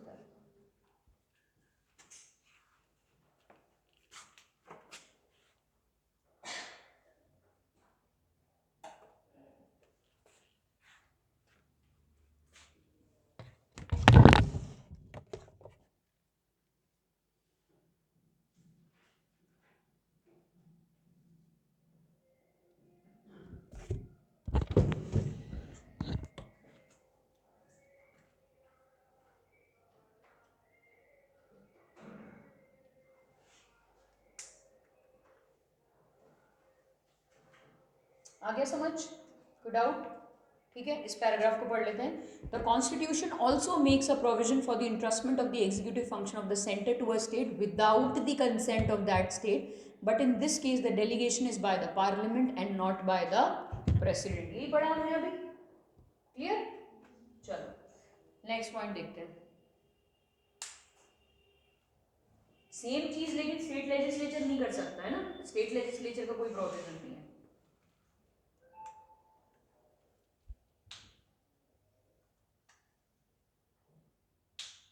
वो ले लो ना आप लोग, स्टिकी नोट्स आते हैं, आप करते हो ना यूज, ऐसे बड़े वाले ले लो, तो वो कोई भी इंपॉर्टेंट चीज़ जो वहाँ पे जगह नहीं है तो फिर उसी पेज पे चिपका सकते हो, पेजेस के इधर उधर हो जाएंगे। ठीक है, स्टिकी नोट्स ले लो। चलो, cooperation between centre and states देख लेते हैं एक बार कि कहाँ पे दोनों की कोऑपरेशन से एग्जीक्यूटिव पावर एग्जीक्यूट होता है। इसमें हम नेक्स्ट चैप्टर में पढ़ेंगे कि इंटर स्टेट, देखो रिवर्स ऐसा तो है नहीं कि एक ही स्टेट में बह रही है, रिवर्स तो अपने बहती चली जाती है, उसको नहीं पता मैं किस बॉर्डर में घुस रही हूँ। ठीक है, तो दो स्टेट्स के बीच में हमेशा लड़ाई होती है रिवर्स पे कि पानी कितना, इरिगेशन कितना, डैम्स कौन कंस्ट्रक्ट करेगा, ये सारी चीज़ें। ठीक है, तो उसकी लड़ाई को सुलझाने के लिए अभी हम नेक्स्ट चैप्टर में ही पढ़ेंगे इसको, इंटर स्टेट रिलेशंस में, कि एक रिवर ट्रिब्यूनल बनाया जा सकता है, रिवर बोर्ड एक्ट और रिवर ट्रिब्यूनल बनाया जा सकता है जिससे कि क्या हो सकता है, दोनों के कोऑर्डिनेशन से वो चीज़ सॉल्व हो जाए। ठीक है, तो पहला पॉइंट ये कह रहा है कि पार्लियामेंट के पास पावर है कि वो ये सारे केसेस को सुलझा भी सकता है और उनके लिए स्पेसिफिक ट्रिब्यूनल्स बनवा सकता है, स्पेसिफिक रिवर बोर्ड्स भी बनवा सकता है अंडर आर्टिकल 262, जो हम अभी नेक्स्ट चैप्टर में पढ़ेंगे। फिर आता है 263 आर्टिकल, जो कहता है कि कोऑर्डिनेटेड एफर्ट्स के लिए, सिर्फ रिवर्स के लिए नहीं, बहुत सारे ऐसी चीज़ें होती हैं जो दो या दो से ज़्यादा स्टेट्स डिस्कस कर सकते हैं। जैसे मान लीजिए दो एग्रीकल्चरल स्टेट हैं तो वो डिस्कस कर सकते हैं कि हम फूड प्रोसेसिंग इंडस्ट्री को कैसे डेवलप करें। जो दो हिली स्टेट्स हैं उनके कंसर्न सेम होंगे, जो दो गर्म स्टेट्स हैं उनके कंसर्न सेम होंगे। तो ये कोऑर्डिनेटेड एफर्ट के लिए हमने इंटरस्टेट काउंसिल बनाई है, जो कि एक एडवाइजरी बॉडी। काउंसिल जहाँ भी नाम आ जाएगा ना, उसका ये मतलब है कि एडवाइजरी बॉडी है। एडवाइजरी मतलब सिर्फ वो जो राय दे सकती है, उसको माने गवर्नमेंट या ना माने वो क्या है, गवर्नमेंट की मर्जी है। तो जहाँ पे भी काउंसिल बात आती है, मैंडेटरी नहीं होते उनके डायरेक्शंस, वो सिर्फ सजेशंस दे सकते हैं। ठीक है, तीसरी चीज है full faith in credit is to be given throughout the territory of India. अच्छा, कोई भी पब्लिक एक्ट है, मान लीजिए किसी स्टेट की कोई एक्ट है या किसी स्टेट का कोई जुडिशियल ऑर्डर या जुडिशियल प्रोसीडिंग है, उसको हम दूसरे स्टेट में भी मान्यता देंगे। आप ऐसा नहीं कह सकते, जैसे कि, और ये सिविल केसेस में होता है, जैसे आपने शादी कहीं किसी और स्टेट में की है और आप किसी और स्टेट में काम कर रहे हो और रह रहे हो अपने हस्बैंड के साथ, तो वहां पे आपका जो दूसरा स्टेट है जहाँ पे आप काम कर रहे हो, वो आपकी शादी को रिकॉग्नाइज करेगा ना। जैसे ड्राइवर्स लाइसेंस होता है आपका, आप किसी with in the territory of India कहीं भी दिखाओगे, वो ये थोड़ी बोलेगा कि नहीं आप इस स्टेट के डोमिसाइल नहीं, तो आप यहाँ गाड़ी नहीं चला सकते। ठीक है, जैसे आपका बर्थ सर्टिफिकेट है, through out the territory of India applicable है, भले आपकी गवर्नमेंट किसने, भले आपकी स्टेट की गवर्नमेंट इशू करती है उसको, लेकिन आप ये थोड़ी कह सकते हो कि हमारा बच्चा वहां पैदा हुआ था तो वहीं रहेगा, नहीं। तो ये डॉक्यूमेंट्स जो होते हैं, पब्लिक एक्ट्स जो होती हैं, जो आपके जुडिशियल प्रोसीडिंग्स होती हैं, सारी सिविल केसेस की बात कर रही हूँ मैं, वो through out the territory of India मान्यता होती है उसकी। आप ये नहीं कह सकते कि एक स्टेट में उसकी मान्यता है और दूसरे स्टेट में उसकी मान्यता नहीं। क्रिमिनल केसेस में ऐसा नहीं होता, क्योंकि जैसे कुछ स्टेट्स में मान लीजिए खून की सजा 7 साल है, तो कुछ स्टेट में उस खून की सजा 10 साल भी हो सकती है। ठीक है, तो वो आपको मानने की जरूरत नहीं क्रिमिनल केसेस में, जहाँ पे जो चीज एग्जामिन हो रहा है उसी के हिसाब से आपको सजा मिलेगी। लेकिन सिविल के केसेस में आपको हर चीजें माननी पड़ेगी। ठीक है, क्लियर हुआ ये? तो फुल फेथ एंड क्रेडिट बोलते हैं इसको। Full faith and credit is given to public acts, laws and judicial proceedings. मतलब ये पूरे देश में मान्यता होगी इस चीज की। ठीक है, माना जाएगा ये। फिर लास्ट पॉइंट कहता था पार्लियामेंट, हाँ, inter state freedom of trade commerce, कहाँ से लिया हमने, याद आ रहा है कुछ? इंटर स्टेट ट्रेड मैंने बताया था, ऑस्ट्रेलिया नीचे है, ट्रेड वहां से होता है। ठीक है, ऑस्ट्रेलियन कॉन्स्टिट्यूशन से लिया है। इस पे स्पेसिफिक एक अथॉरिटी बना सकती है पार्लियामेंट, जो सिर्फ इसी पे काम करे, लेकिन अभी तक ऐसी कोई अथॉरिटी नहीं बनाई गई है पार्लियामेंट के द्वारा। तो ये 4 पॉइंट्स थे जो दोनों के कोऑपरेशन के लिए बनाए गए हैं। Inter state council, inter state river tribunal बनाए जाते हैं, फुल फेथ इन क्रेडिट दिया जाता है, और इंटर स्टेट ट्रेड के लिए कोई ऑर्गेनाइजेशन या कोई वो बनाई जा सकती है अप्रोप्रिएट अथॉरिटी, लेकिन अभी तक पार्लियामेंट ने वो बनाई नहीं। ठीक, क्लियर? अब आइए ऑल इंडिया सर्विसेज पे। अब ऑल इंडिया सर्विसेज मतलब, इसको भी हम आगे डिटेल में चैप्टर में पढ़ेंगे। 3 सर्विसेज हैं, ठीक है, आईएएस, आईपीएस और Indian forest services. Through out the territory of India कहीं भी इनकी प्लेसमेंट हो सकती है। आपकी जो इमीडिएट कंट्रोल होता है वो स्टेट गवर्नमेंट के पास होता है, लेकिन जो आपका ओवरराइडिंग कंट्रोल, जो अल्टीमेट कंट्रोल होता है, वो आपका सेंट्रल गवर्नमेंट के पास होता है। रिक्रूटमेंट वगैरह ये सब सेंट्रल गवर्नमेंट आपकी करती है। ठीक है, तो ये रहते स्टेट में काम वही करते हैं, तनख्वाह भी स्टेट गवर्नमेंट से ही लेते हैं, लेकिन इनको रिक्रूटमेंट कौन देता है, सेंट्रल गवर्नमेंट देता है। फाइनल जो अथॉरिटी होती है वो सेंट्रल गवर्नमेंट। ठीक है, उसके बाद आइए पब्लिक सर्विस कमीशन। अब पब्लिक सर्विस कमीशन में भी सेंटर स्टेट का क्या रिलेशन है, एक बार वो देख लेते हैं। यूपीएससी का जो चेयरमैन है, यूपीएससी के जो सारे मेंबर्स हैं, स्टेट पीएससी के, सॉरी यूपीएससी की नहीं, स्टेट की बात करी मैं, वो भले ही अपॉइंट गवर्नर करता है, लेकिन रिमूव वो सिर्फ और सिर्फ प्रेसिडेंट से ही हो सकते हैं। बहुत इंपॉर्टेंट पॉइंट अगेन। इस जैसे मान लीजिए जेकेपीएससी का जो चेयरमैन है, उसको अपॉइंट तो आपके गवर्नर ने किया है, लेकिन अगर मान लीजिए उसने कोई मिसकंडक्ट किया, मिसबिहेवियर किया और उसे रिमूव करना हुआ, तो वो प्रेसिडेंट ही करेगा, वो आपके गवर्नर का उसमें कोई से नहीं होगा। ठीक है, उसके बाद दूसरा पॉइंट कहता है, मान लीजिए 2 या 2 से ज़्यादा स्टेट्स ने एक रिक्वेस्ट डाली कि हमें एक जॉइंट पब्लिक सर्विस कमीशन बनाना है। ठीक है। मान लीजिए कोई दो छोटे स्टेट्स हैं और वो अपना अपना सर्विस कमीशन नहीं बनाना चाहते, वो दोनों मिलके अपने कंबाइंड पब्लिक सर्विस कमीशन बनाना चाहते हैं, ठीक है। तो उस केस में पार्लियामेंट जो है वो बना सकता है दोनों के लिए एक जॉइंट पब्लिक सर्विस कमीशन, और उसको भी अपॉइंटमेंट कौन करेगा, उसकी तो अपॉइंटमेंट भी अब इसका गवर्नर करेगा या उसका, ये कंफ्यूजन हटाने के लिए हमने बोला कि प्रेसिडेंट भी अपॉइंट कर लेगा। मान लीजिए दो स्टेट्स हैं, इन दोनों ने रिक्वेस्ट दी पार्लियामेंट को कि हमारे लिए एक joint public service commission establish कर दीजिए। आगे भी पढ़ेंगे इसको भी हम डिटेल में। तो जब इसको स्टैब्लिश करने की बात हुई, पार्लियामेंट ने मान लीजिए इसको स्टैब्लिश कर दिया इन दोनों स्टेट्स के लिए, लेकिन इसकी अपॉइंटमेंट अभी तक जैसे और स्टेट्स में अपॉइंटमेंट कौन करता, गवर्नर कर रहा था, इसमें इन दोनों स्टेट्स में इसका गवर्नर करेगा या इसका, ये कंफ्यूजन हटाने के लिए हमने काम किया, हमने बोला प्रेसिडेंट ही इसको अपॉइंट करेगा। क्लियर, ठीक है। उसके बाद आइए तीसरा पॉइंट कहता है कि मान लीजिए कोई गवर्नर रिक्वेस्ट कर रहा है यूपीएससी को कि यार हमारे स्टेट में आप एग्जाम्स कंडक्ट करा लो, या हमारे स्टेट के इस एग्जाम के लिए कुछ रूल्स बना दो, या कोई हेल्प मांग रहा है, ठीक है, यूपीएससी से, कोई भी गवर्नर ऑफ स्टेट, तो वो फिर with the request sorry with the permission of the president जो है यूपीएससी उस गवर्नर को सर्व कर सकता है, उस गवर्नर के स्टेट को सर्व कर सकता है, जो भी चीज़ मांगी है उस स्टेट ने वो दे सकता है यूपीएससी उनको, लेकिन क्या लगेगा इसमें, परमिशन किसकी लगेगी, प्रेसिडेंट की लगेगी। और चौथा कह रहा है कि यूपीएससी असिस्ट भी कर सकता है joint recruitment of any services के लिए, कि मान ली जॉइंट रिक्रूटमेंट का क्या मतलब है, दो या दो से ज़्यादा के दोनों स्टेट्स को हमने एक ही कैडर मान लिया, ठीक है, तो जॉइंट रिक्रूटमेंट के लिए क्या क्वालिफिकेशंस होनी चाहिए, कैसे एग्जाम कंडक्ट कराना चाहिए, तो वो भी यूपीएससी जो है वो असिस्ट कर सकता है। तो ये क्या हो गया, सेंटर स्टेट के एडमिनिस्ट्रेटिव रिलेशंस का हो गया इन respect of public service commission, ठीक है।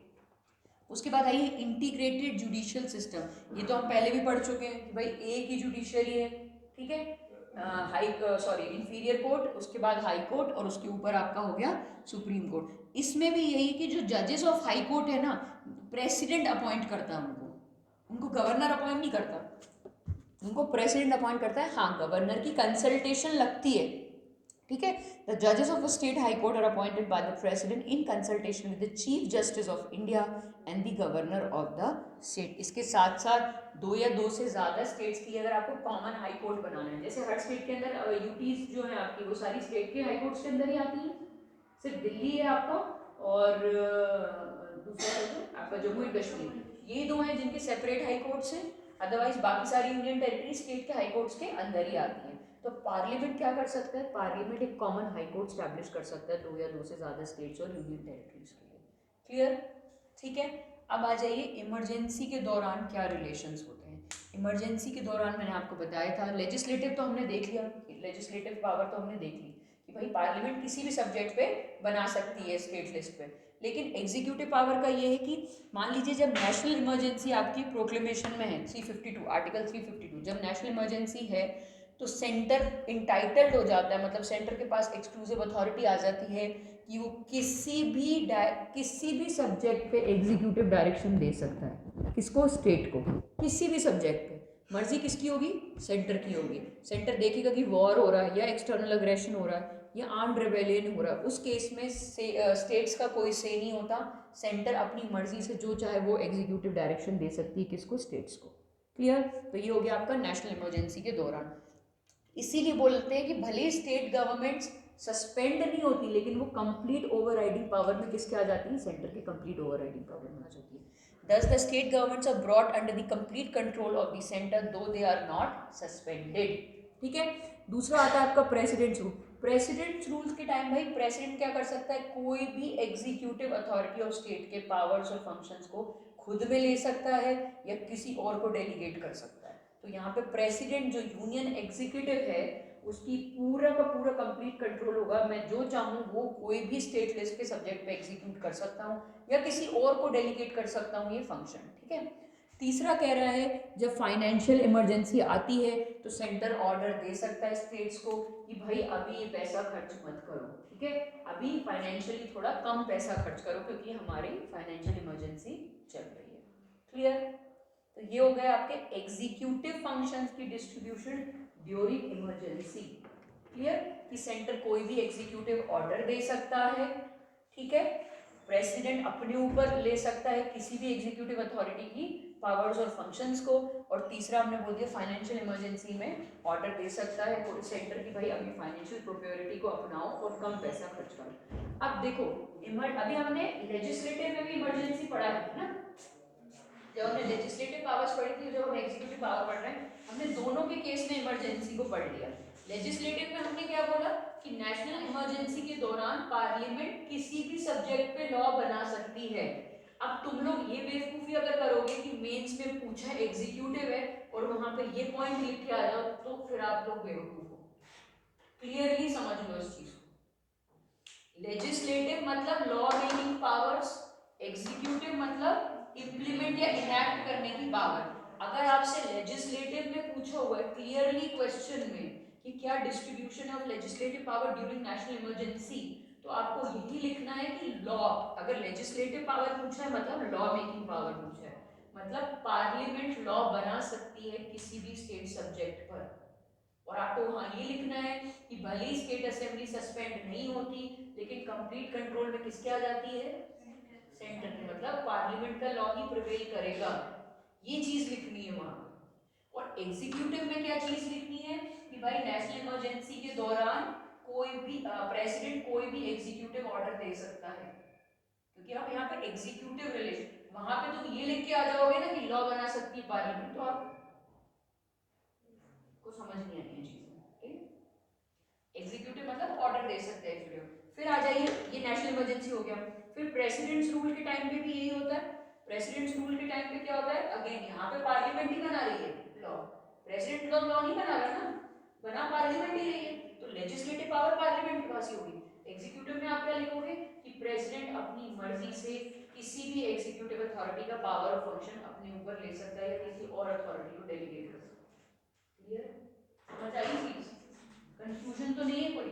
पूछ लो अभी है अगर कंफ्यूजन तो। जो सवाल में पूछा जा रहा है उसी को लिखना, ये नहीं कि सब आता है तो इमरजेंसी के बारे में सब लिख दिया, ठीक है? कुछ भी मत लिखना वहां पे मेंस में, ठीक है? चलो अब नेक्स्ट देख लेते हैं हम एक्स्ट्रा कॉन्स्टिट्यूशन। हाँ पहले ये देखते हैं अदर प्रोविजंस, देखते हैं सबसे पहले तो अदर प्रोविजंस में आता है आर्टिकल 355, जो दो स्पेसिफिक ड्यूटीज, अभी हम नेक्स्ट चैप्टर में पढ़ेंगे इमरजेंसी वाले में, दो स्पेसिफिक ड्यूटीज लगाता है सेंटर पे। पहला ये कि आपको अपने हर स्टेट को प्रोटेक्ट करना है अगेंस्ट वॉर और external aggression and internal disturbance, और दूसरा आपको ये इंश्योर करना है कि उस स्टेट की जो गवर्नमेंट है वो in accordance with the provision of the constitution चल रही है नहीं चल रही है। पहले केस में नेशनल इमरजेंसी डिक्लेयर हो जाती है, दूसरे केस में प्रेसिडेंट्स रूल डिक्लेयर हो जाता है। क्लियर? तो पहला केस, ये जो ड्यूटीज हैं ये हमने स्पेसिफिकली किसके ऊपर डाली हुई है, सेंटर के ऊपर डाली हुई है। मतलब सेंटर को इतने जो हमने पावर्स दी हैं उसके साथ साथ दो ड्यूटीज भी दी हैं कि ये आपकी रिस्पॉन्सिबिलिटी है कि आप देखो कि आपका हर स्टेट प्रोटेक्टेड है अगेंस्ट एक्सटर्नल अग्रेशन और इंटरनल डिस्टर्बेंस, और उसके साथ साथ आप ये भी देखो कि उस स्टेट की जो गवर्नेंस है वो सही तरीके से चल रहा है in accordance with the constitution. जब वहां पे प्रेसिडेंट को लगेगा कि आपने in according with the constitution नहीं चल रही गवर्नमेंट, तो वहां पे वो प्रेसिडेंट्स रूल डिक्लेयर कर दे। क्लियर? पढ़ेंगे इमरजेंसी वाले चैप्टर में, ठीक है? फेलियर ऑफ कॉन्स्टिट्यूशनल मशीनरी जिसको बोलते हैं, आर्टिकल 365। चलो उसके बाद आइए, the governor of a state is appointed by the president. ये हमने देखा था कि भाई यहाँ पे सेंटर का स्ट्रॉन्ग होल्ड है कि गवर्नर भले ही कॉन्स्टिट्यूशनल हेड है स्टेट का, लेकिन है वो एजेंट ऑफ सेंट्रल गवर्नमेंट का, ठीक है? इसलिए सेंट्रल गवर्नमेंट ने स्पेसिफिकली इस बंदे को स्टेट में रखा है ताकि वो देखे कि जो स्टेट की गवर्नमेंट है वो in accordance with the constitution चल रही है या नहीं चल रही है, ठीक है? नहीं तो क्या होता है, जब अगर नहीं चल रही होगी ना तो गवर्नर रिपोर्ट देगा, किसको देगा, प्रेसिडेंट को देगा। प्रेसिडेंट को रिपोर्ट देगा कि भाई यहाँ पे गड़बड़ हो गई है, कुछ यहाँ पे कॉन्स्टिट्यूशन का भंग हो रहा है, इसलिए यहाँ पे प्रेसिडेंट रूल डिक्लेयर कर। तो उस रिपोर्ट के बेसिस पे प्रेसिडेंट क्या करेगा, प्रेसिडेंट रूल डिक्लेयर करेगा। तो उसने अपना बंदा रखा हुआ हर स्टेट में, क्या देखने के लिए कि भाई सुपरवाइज करने के लिए कि सही तरह से गवर्नमेंट चल रही है या नहीं चल रही है, ठीक है? उसके बाद तीसरा पॉइंट कहता है आपका the state election commissioner. Again ये यूपीएस उसके एसपीएससी जैसे ही है, जो स्टेट इलेक्शन कमिश्नर भी है ना, अपॉइंट इसको भले ही गवर्नर करेगा, लेकिन ये रिमूव कौन करेगा, इसको प्रेसिडेंट ही करेगा, ठीक है? उसके बाद आ जाइए एक्स्ट्रा कॉन्स्टिट्यूशनल डिवाइसेस। इसके अलावा हमने और एक्स्ट्रा कॉन्स्टिट्यूशनल डिवाइसेस बनाई है, जैसे नीति आयोग बनाया है। नीति आयोग क्या करता है, स्टेट्स और सेंटर की कोऑपरेटेड एफर्ट्स को बनाता है स्कीम्स को इम्प्लीमेंट करने में, बनाने में। दूसरा जीएसटी काउंसिल हो गया आपका, कि जीएसटी को स्पेसिफिकली, जीएसटी काउंसिल को हमने इसलिए बनाया कि जो जीएसटी को इम्प्लीमेंट करना है वो स्टेट्स और सेंटर अपने कोऑर्डिनेशन के साथ करें, ठीक है। ऐसी बहुत सारी कॉन्फ्रेंसेस चलती रहती हैं हर स्टेट की, इंटर स्टेट काउंसिल भी इसमें आप लिख सकते हो। ये सारी चीजें किसके लिए हैं? कोऑर्डिनेशन या कोऑपरेशन के लिए स्टेट्स और सेंटर के बीच में। क्लियर हुआ एडमिनिस्ट्रेटिव रिलेशंस? क्या क्या पढ़ा हमने इसमें? हमने पहला ये पढ़ा कि डिस्ट्रीब्यूशन लेजिस्लेचर के हिसाब से, जैसे एग्जीक्यूटिव पावर पार्लियामेंट का, सॉरी यूनियन का इंटायर टेरिटरी ऑफ इंडिया में होगा और स्टेट का इंटायर टेरिटरी ऑफ स्टेट में होगा। कंकरेंट की जब बात आती है तो भले ही यूनियन लॉ प्रिवेल कर रहा है लेकिन एग्जीक्यूटिव पावर किसके पास है? स्टेट्स के पास है, ठीक है। और क्या पढ़ा हमने इसमें? पलटू पीछे,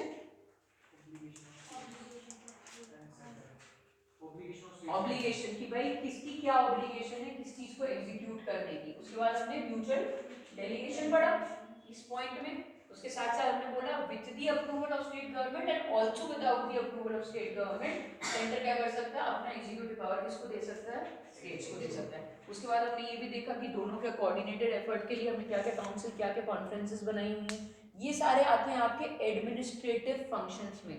क्वेश्चन अगर आता है कि म्यूचुअल डेलीगेशन सिर्फ एडमिनिस्ट्रेटिव फंक्शंस में क्यों है, लेजिस्लेटिव फंक्शंस में क्यों नहीं, या क्लियर डिमार्केशन क्यों है लेजिस्लेटिव फंक्शंस का, एग्जीक्यूटिव का क्यों नहीं, तो वहां पे आपको सिंपल एक चीज लिखनी है कि इम्पॉसिबल होगा किसी भी चीज को एग्जीक्यूट करना इतने क्लियर कट डिमार्केशन के साथ, क्योंकि हमें किसी भी चीज को, छोटे से छोटे लॉ को भी एग्जीक्यूट करने के लिए एक कोऑर्डिनेटेड अप्रोच चाहिए होता है between the states and the centre. इसलिए इस फ्रिक्शन को हटाने के लिए, इस कोऑपरेशन को, इस हार्मनी को बढ़ाने के लिए हमने म्यूचुअल डेलीगेशन का काम रखा है। और इसमें भी हमने सेंटर को हायर अथॉरिटी दी है।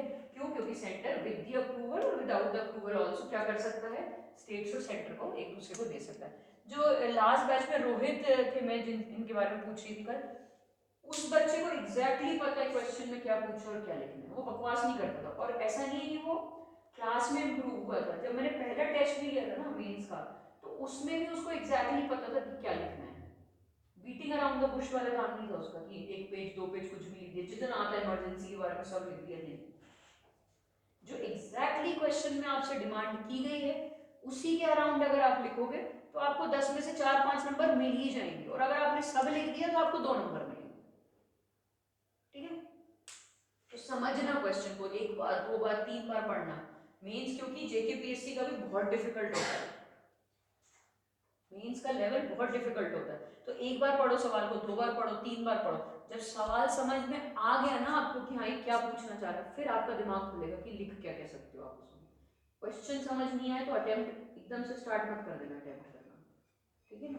क्योंकि वो या तो आपसे करंट अफेयर से लिंक करके पूछेंगे या आपसे बेसिक सवाल पूछेंगे, तो कम से कम बेसिक सवाल तो पूरे पूरे आने चाहिए आपको, ठीक है। चलो अब आ जाइए फाइनेंशियल रिलेशंस पे, आर्टिकल 268 से लेके आर्टिकल 293। अब फाइनेंशियल रिलेशंस सबसे इंपॉर्टेंट है भाई। टैक्सिंग पावर जो हमने सेंटर को दे रखी है, स्टेट्स को दे रखी है। पहले क्या होता था, जीएसटी से पहले हमने डिमार्केट तो किए थे कि सेंटर के ये टैक्सेस है, स्टेट्स के टैक्सेस है, लेकिन जीएसटी जो था वो टैक्स ऑन टैक्स लिए जा रहा था। मतलब बार बार, मतलब जो कंज्यूमर था ना उसे बहुत बार टैक्स पे करना पड़ रहा था हर एक चेन ऑफ इवेंट में। मतलब जहाँ से रॉ मटेरियल आए, फिर मैन्युफैक्चरर ने बनाया, फिर होलसेलर के पास गया, फिर रिटेलर के पास गया, फिर कस्टमर के पास गया, तो कस्टमर 4-5 बार टैक्स पे कर रहा था। अब इसमें जो आया है जीएसटी, वो आया आपका value added tax. Value added tax का मतलब है कि आप उस पूरी चेन में जितनी वैल्यू ऐड कर रहे हो ना उस मटेरियल में, बस उसी पे आपको टैक्स देना पड़ेगा, बाकी टैक्स आपका रिबेट हो जाएगा, ठीक है। गवर्नमेंट क्या करती है, आपको टैक्स पूरा वापस कर देती है। अगर आपने 4-5 बार दिया है ना पूरी चेन में, तो 5 बार में से 4 बार वाला आपके पास वापस आ जाएगा। जो एक वाला है जिसमें आपने काम किया है उस लाइफ साइकिल में, उसी पे आपको टैक्स देना पड़ेगा। जैसे आपने रॉ मटेरियल्स खरीद के उस प्रोडक्ट को मैन्युफैक्चर किया है, तो आपको सिर्फ उतनी ही चीज के लिए टैक्स देना पड़ेगा। आगे क्या हो रहा है उसका, उससे आपको कोई लेना देना नहीं। आपने आगे बेच दिया, आपका वहां पे काम खत्म हो गया। तो कैस्केडिंग इफेक्ट जो पहले था कि टैक्स के ऊपर टैक्स के ऊपर टैक्स लगता जा रहा था, तो कंज्यूमर को बहुत ज्यादा टैक्स पे करना पड़ रहा था, वो जीएसटी से हट गया, क्योंकि अब वैल्यू एडेड टैक्स आ गया है, ठीक है। जितनी आप वैल्यू ऐड करोगे उस पर ही आपको टैक्स देना है, उसके अलावा आपको टैक्स देने की जरूरत नहीं है। और अगर आपने दिया है तो गवर्नमेंट उसको रिबेट कर देती है, क्लियर? ये हो गया आपका जीएसटी। किस अमेंडमेंट से आया था? 101 कॉन्स्टिट्यूशनल अमेंडमेंट एक्ट। इसमें जीएसटी काउंसिल स्टैब्लिश की गई थी, मतलब प्रेसिडेंट को डायरेक्शन दिया गया था कि विद इन 6 मंथ जीएसटी का, I think with in 2 months है शायद, देखते हैं, विद इन 2 मंथ्स आप जीएसटी काउंसिल को स्टैब्लिश कीजिए। जीएसटी काउंसिल क्यों स्टैब्लिश की गई थी? क्योंकि स्टेट्स और सेंटर का कोऑर्डिनेटेड एफर्ट चाहिए था इसमें, ठीक है। अब हमने क्या बोला? हमने इसको कंकरेंट लिस्ट में डाला है जीएसटी को, और हमने बोला गया है कि स्टेट भी ले सकता है जीएसटी और सेंटर भी लेता है, सीजीएसटी और एसजीएसटी। लेकिन जो इंटर स्टेट कोई भी ट्रांजैक्शन हो रहा है उसका एक्सक्लूसिव पावर हमने पार्लियामेंट को दिया हो, ना इस स्टेट के पास जाएगा ना उस स्टेट के पास जाएगा, ये पार्लियामेंट के पास जाएगा। फाइनेंशियल रिलेशंस थोड़े से ज्यादा ट्रिकी हैं, इसीलिए हमने फाइनेंस कमीशन भी बनाया जो राय देता है प्रेसिडेंट को कि आप किस तरह से अलॉट करो, इस स्टेट को इतना पैसा दो, इस स्टेट को इतना पैसा दो, ये सारी चीजें। अब पढ़ते हैं फाइनेंशियल रिलेशन में। सबसे पहला तो आ गया आपका एलोकेशन ऑफ टैक्सिंग पावर्स। तो भाई सिंपल सी बात है, जैसे हमने उसमें भी पढ़ा है लेजिस्लेटिव में भी एग्जीक्यूटिव में भी, वैसे हम फाइनेंशियल रिलेशंस में भी पढ़ रहे हैं कि यूनियन लिस्ट में जितने भी टैक्सेस होंगे वो किसके पास जाएंगे? पार्लियामेंट के पास जाएंगे, ठीक है। जो स्टेट लिस्ट में टैक्सेस होंगे वो किसके पास जाएंगे? स्टेट लेजिस्लेचर के पास जाएंगे। और कंकरेंट लिस्ट में कोई एंट्री थी नहीं, मैंने अभी आपको बताया, जीएसटी से पहले कोई एंट्री हमने रखी ही नहीं थी। अच्छा, इससे पहले ना 3 ये टर्म समझ लो, लेवाइड, कलेक्टर और अप्रोप्रिएटेड। बोलते हैं taxes levied by centre, collected and appropriated by states, इसका क्या मतलब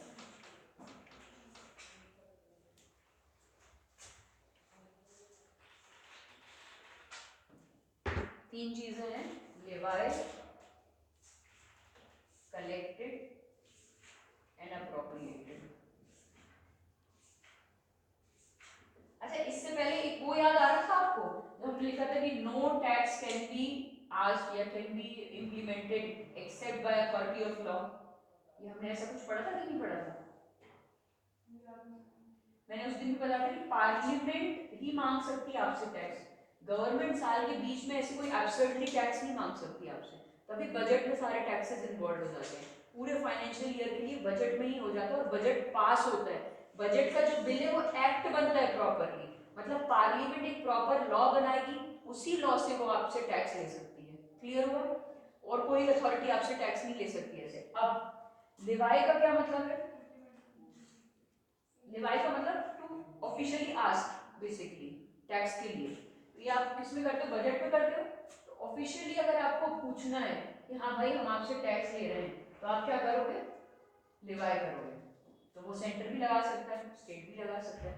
फिर आया आपका कलेक्शन। कलेक्शन मतलब फिजिकली कलेक्ट करना टैक्सेस को, ऑनलाइन डिजिटली जैसे भी करना, उसको कलेक्ट करना टैक्सेस को।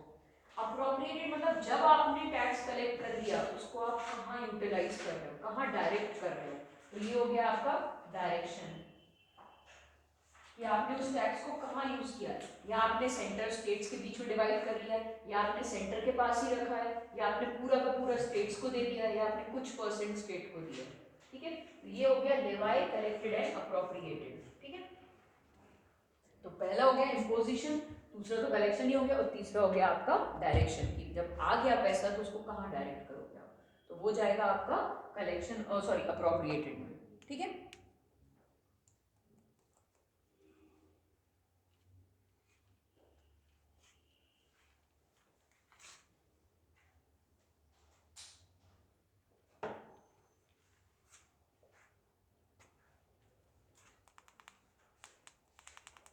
क्लियर हो गया।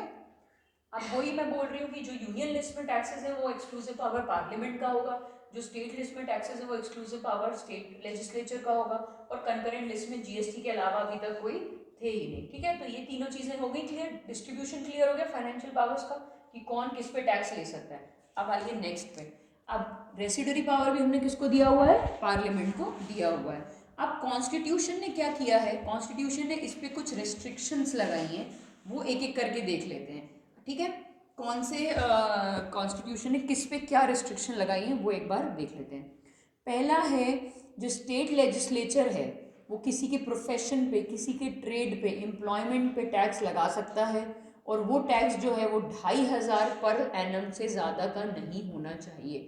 मतलब ये लिमिट लगा दी है हमने स्टेट लेजिस्लेचर के ऊपर कि आप टैक्स तो ले सकते हो प्रोफेशन, ट्रेड या एम्प्लॉयमेंट पे, लेकिन 2500 पर एनम से ज़्यादा वो टैक्स नहीं होना चाहिए।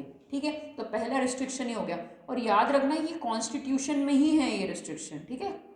तो पहला रिस्ट्रिक्शन आपका ये हो गया। अच्छा, इसके साइड में आर्टिकल 286 भी लिख लो, ये जो रिस्ट्रिक्शंस हैं ये आर्टिकल 286 में लिख लो। सारी सारी सारी रिस्ट्रिक्शंस एक साथ दी। यार एक बात, आपकी किताब दिखाओ ना सर, आपने पढ़ाई इससे पहले पढ़ाई की है? इतनी साफ किताब कैसे आपकी? थोड़े नोट्स बनाओ, लिखो, तभी तो याद रहेगा। इतनी साफ किताब याद नहीं रहेगी एग्जाम में, ठीक है। चलो, तो पहला आ गया आपका, पहला रिस्ट्रिक्शन क्या आ गया कि जो स्टेट लेजिस्लेचर है वो टैक्स ले सकता है एम्प्लॉयमेंट रेट प्रोफेशन पे, लेकिन 2500 पर एनम से ज़्यादा नहीं ले सकता। दूसरा, state legislature tax supply of goods और सर्विसेज पे 2 केसेस में नहीं ले सकता, मतलब प्रोहिबिटेड है। जब सप्लाई स्टेट से बाहर जा रही है या फिर इंपोर्ट और एक्सपोर्ट हो रहा है, इन दोनों के पावर हमने सेंटर को दे रखे हैं क्योंकि, ठीक है, इंपोर्ट ड्यूटी, एक्सपोर्ट ड्यूटी या फिर इंटर स्टेट जो ट्रेड है वो हमने सेंटर को दे रखा है। इसीलिए अ state legislature is prohibited from imposing a tax on the supply of goods और services or both in the following 2 cases where such supply takes place outside the state and where such supply takes place in the course of import or export.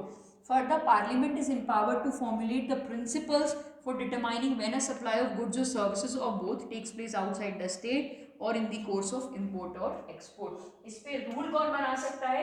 Exclusively parliament ही बना सकता है। क्यों? क्योंकि वो ऐसे principles जो बताएंगे कि सप्लाई स्टेट के बाहर हो रही है या एक्सपोर्ट हो रहा है या इंपोर्ट हो रहा है, इन पे लॉज जो है वो सिर्फ पार्लियामेंट ही बना सकती है।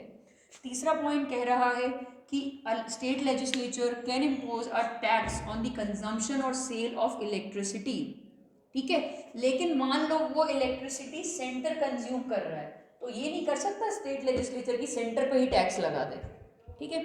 मान लीजिए सेंटर यूज़ कर रहा है, या मान लीजिए सेंटर रेलवेज के मेंटेनेंस के लिए वो बिजली यूज़ कर रहा है और आपके स्टेट के अंदर है वो रेलवे स्टेशन, लेकिन सेंटर की मोनोपोली है रेलवेज पे, तो स्टेट गवर्नमेंट सेंटर पे टैक्स नहीं लगा सकती कि आप हमारी टेरिटरी के अंदर ये रेलवेज चला रहे हो तो आप टैक्स दो, नहीं, ठीक है। तो जब सेंटर कंज्यूमर होता है ना, तब स्टेट उस पर नहीं टैक्स लगा सकता। तो तीसरा पॉइंट आपका यही कह रहा है, a state legislature can impose tax on the consumption or sale of electricity but no tax can be imposed on the consumption or sale of electricity which is consumed by the centre or sold to the centre or consumed in the construction, maintenance or operation of any railway by the center or by the concerned railway company or sold to the center or the railway company for the same purpose। जहाँ भी railways की बात आती है, जहाँ भी centre consume कर रहा है वो इलेक्ट्रिसिटी, उस पर आप टैक्स, उस पर स्टेट लेजिस्लेचर टैक्स नहीं लगा सकती। ये हो गया रेस्ट्रिक्शन। चौथा रेस्ट्रिक्शन कह रहा है, a state legislature can impose a tax in respect of any water or electricity stored, generated, consume, distributed or sold by any authority established by parliament for regulating regulating or developing any interstate river or river valley, but such a law to be effective should be reserved for the president's consideration and receive his assent। अभी मैंने आपको बताया है दो से ज़्यादा states में मान लीजिए रिवर शेयर हो रही है और एक इंटरस्टेट प्रोजेक्ट बनाया हमने, कोई रिवर वैली प्रोजेक्ट बनाया, तो उस पर कैसे डिस्ट्रीब्यूशन होगा ये सब स्टेट लेजिस्लेचर कर सकती है आपसी समझ से कि हाँ इतना परसेंट तुम ले लो, इतना परसेंट तुम ले लो, इतना तुम ले लो, लेकिन इस पे जो लॉ बनेगा, जो एप्लीकेबल होगा लॉ, वो कौन? प्रेसिडेंट का असेंट होना चाहिए उस पर, ठीक है। अपनी मर्जी से स्टेट लेजिस्लेचर ये नहीं कर सकता, जो लॉ बनेगा उसको किसका असेंट मिलना चाहिए? प्रेसिडेंट का असेंट मिलना चाहिए। ये चैप्टर मैं बता रही हूँ थोड़ा सा कॉम्प्लेक्स है, बहुत सारी चीज़ें इसमें याद रखने वाली हैं, इसलिए आराम आराम से पढ़ रहे हैं इस चैप्टर को, ठीक है। क्या 4 रेस्ट्रिक्शंस होंगी जो कॉन्स्टिट्यूशन ने लगाई हुई हैं? पहली ये कि 2500 से ज़्यादा का टैक्स नहीं ले सकता स्टेट लेजिस्लेचर एम्प्लॉयमेंट पे, ट्रेड पे, प्रोफेशन पे, अगर स्टेट के बाहर गुड्स और सर्विसेज सप्लाई हो रहे हैं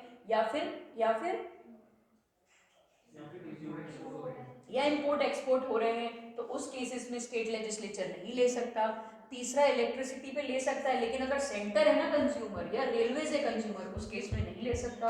और चौथा ये कि इंटर वैली की इलेक्ट्रिसिटी पे ले सकता है या वाटर पे ले सकता है, लेकिन उस केस में प्रेसिडेंट का असेंट लगना चाहिए, ठीक है। एक बार में याद नहीं होती ये चीज़ें, अभी सिर्फ समझने की कोशिश करो, ठीक है।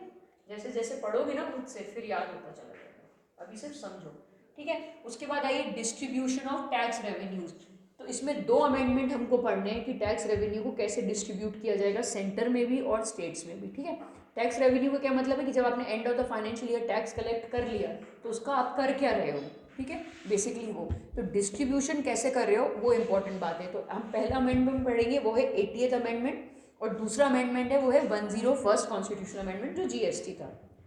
जो 80th अमेंडमेंट है आपका वो ये बोल रहा है, वो 10th फाइनेंस कमीशन की रिकमेंडेशन को एक्ट के तौर पे रख रहा है। वो ये बोल रहा है कि जैसे ही सारी इनकम आ जाएगी सेंटर के पास after collecting all the central taxes and duties, जब वो जो इनकम आ गई उसका 29% जो है वो स्टेट्स को जाना चाहिए। इसको बोला जाता है alternative scheme of devolution, alternative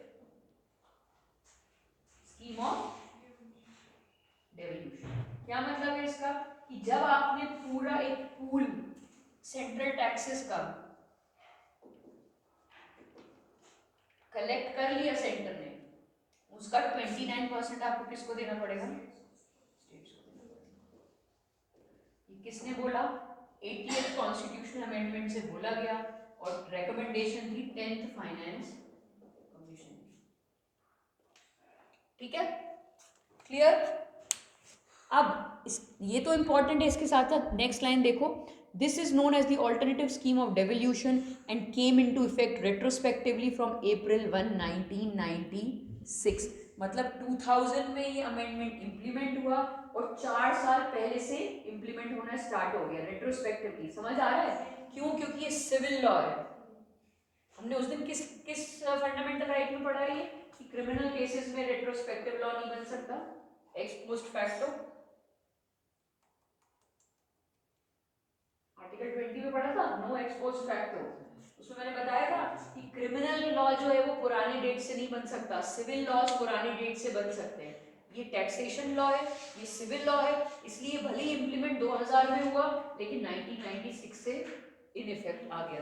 clear हुआ, अब खुल रहा है थोड़ा थोड़ा दिमाग, समझ आ रही है चीजें, ठीक है। चलो अब हम पढ़ते हैं नेक्स्ट, वो पढ़ते हैं 101 अमेंडमेंट एक्ट, जो कॉन्स्टिट्यूशनल अमेंडमेंट एक्ट था, जो हमारा बहुत फेमस जीएसटी था। मैंने अभी आपको समझाया कैस्केडिंग इफेक्ट को हटा दिया जीएसटी ने, सिर्फ वैल्यू एडेड टैक्स बोला जाता है इसको, कि आप उस लाइफ साइकिल में जितनी वैल्यू ऐड कर रहे हो बस आपको उस पर ही टैक्स देना पड़ेगा, बाकी पे टैक्सेस आपको नहीं देना पड़ेगा।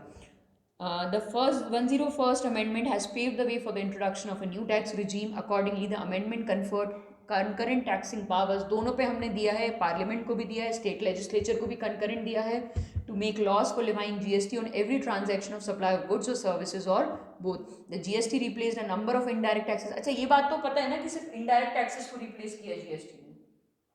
indirect taxes, direct taxes पता है क्या होते हैं? लोगों पे पड़ता है। डायरेक्ट टैक्स होता है जो कि हमें एक इंडिविजुअल को पड़ता है, इनडायरेक्ट टैक्स होता है जैसे हमें पेट्रोल पे सबको जो सबको लगता है। डायरेक्टली अगर आपने कुछ कंज्यूम किया और आप ही से पैसे मांगे जा रहे हैं तो वो क्या हो गया आपका डायरेक्ट। इनडायरेक्ट मतलब सब पे इक्वल बर्डन पड़ेगा, ठीक है। जीएसटी जो है वो इनडायरेक्ट टैक्स है या डायरेक्ट टैक्स है? Indirect taxes. मतलब डायरेक्ट टैक्सेस अभी भी वैसी के वैसी ही, जीएसटी ने सिर्फ इनडायरेक्ट टैक्स रिजीम को सबको बहुत सारे थे, मल्टीपल टैक्सेस थे, बहुत सारी जगह पे कंफ्यूजन था, उस सबको सबस्यूम करके एक रिजीम बना दिया है कि भाई ये गुड्स एंड सर्विस टैक्स है। क्लियर हो, ठीक है। इनकम टैक्स क्या है? डायरेक्ट टैक्स, ठीक है। कॉर्पोरेशन टैक्स क्या है? क्यों, कॉर्पोरेशन में तो कंपनी हुई ना, तो कंपनी अपने टैक्स अपने ऊपर लिया हुआ टैक्स अब खुद भर रही है, तो कॉर्पोरेशन टैक्स क्या हुआ? डायरेक्ट टैक्स ही हुआ ना। वेल्थ टैक्स क्या हुआ? वेल्थ डायरेक्ट टैक्स ही हुआ, जितना आपका आपके पास पैसा है। कैपिटल गेन्स टैक्स क्या हुआ? डायरेक्ट ही हुआ, वो भी आपने कोई चीज़ ली है तो उस पर आप टैक्स भरे, वो कैपिटल गेन्स टैक्स हो गया। आपने प्रॉपर्टी अपने नाम पे ली, आपको गेन हुआ, आपने उस पर टैक्स भरा, तो कैपिटल गेन्स टैक्स भी क्या हो गया आपका? डायरेक्ट। जीएसटी ने डायरेक्ट टैक्सेस को कुछ नहीं किया है, जीएसटी ने इनडायरेक्ट टैक्सेस को सबस्यूम किया अपने रिजीम में। इनडायरेक्ट टैक्सेस जैसे कस्टम ड्यूटी, एक्साइज ड्यूटी, ये सारे टैक्सेस जो होते हैं यहाँ पे, काउंटर वेलिंग ड्यूटी, ये इनडायरेक्ट टैक्सेस होते हैं, ठीक है। एक्साइज ड्यूटी क्या होता है? जो मैन्युफैक्चरिंग ऑफ गुड्स पे लगता है, अगर आपने कोई गुड मैन्युफैक्चर किया उस पर आप एक्साइज ड्यूटी दे रहे हो, वो हो गई आपकी एक्साइज ड्यूटी। कस्टम ड्यूटी क्या होता है?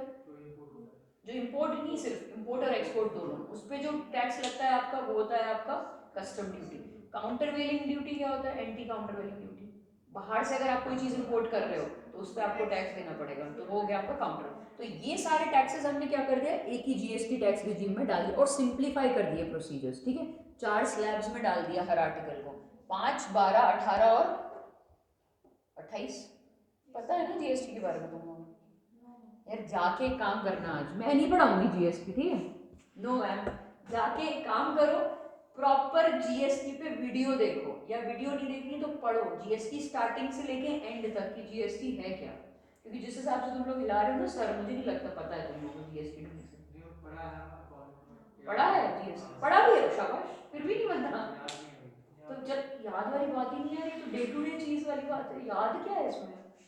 लिखने को थोड़ी बोल रही हूँ मैं। जाके आज वीडियो देखना प्लीज जीएसटी पे, ठीक है, इकोनॉमी के पर्सपेक्टिव से, ठीक है।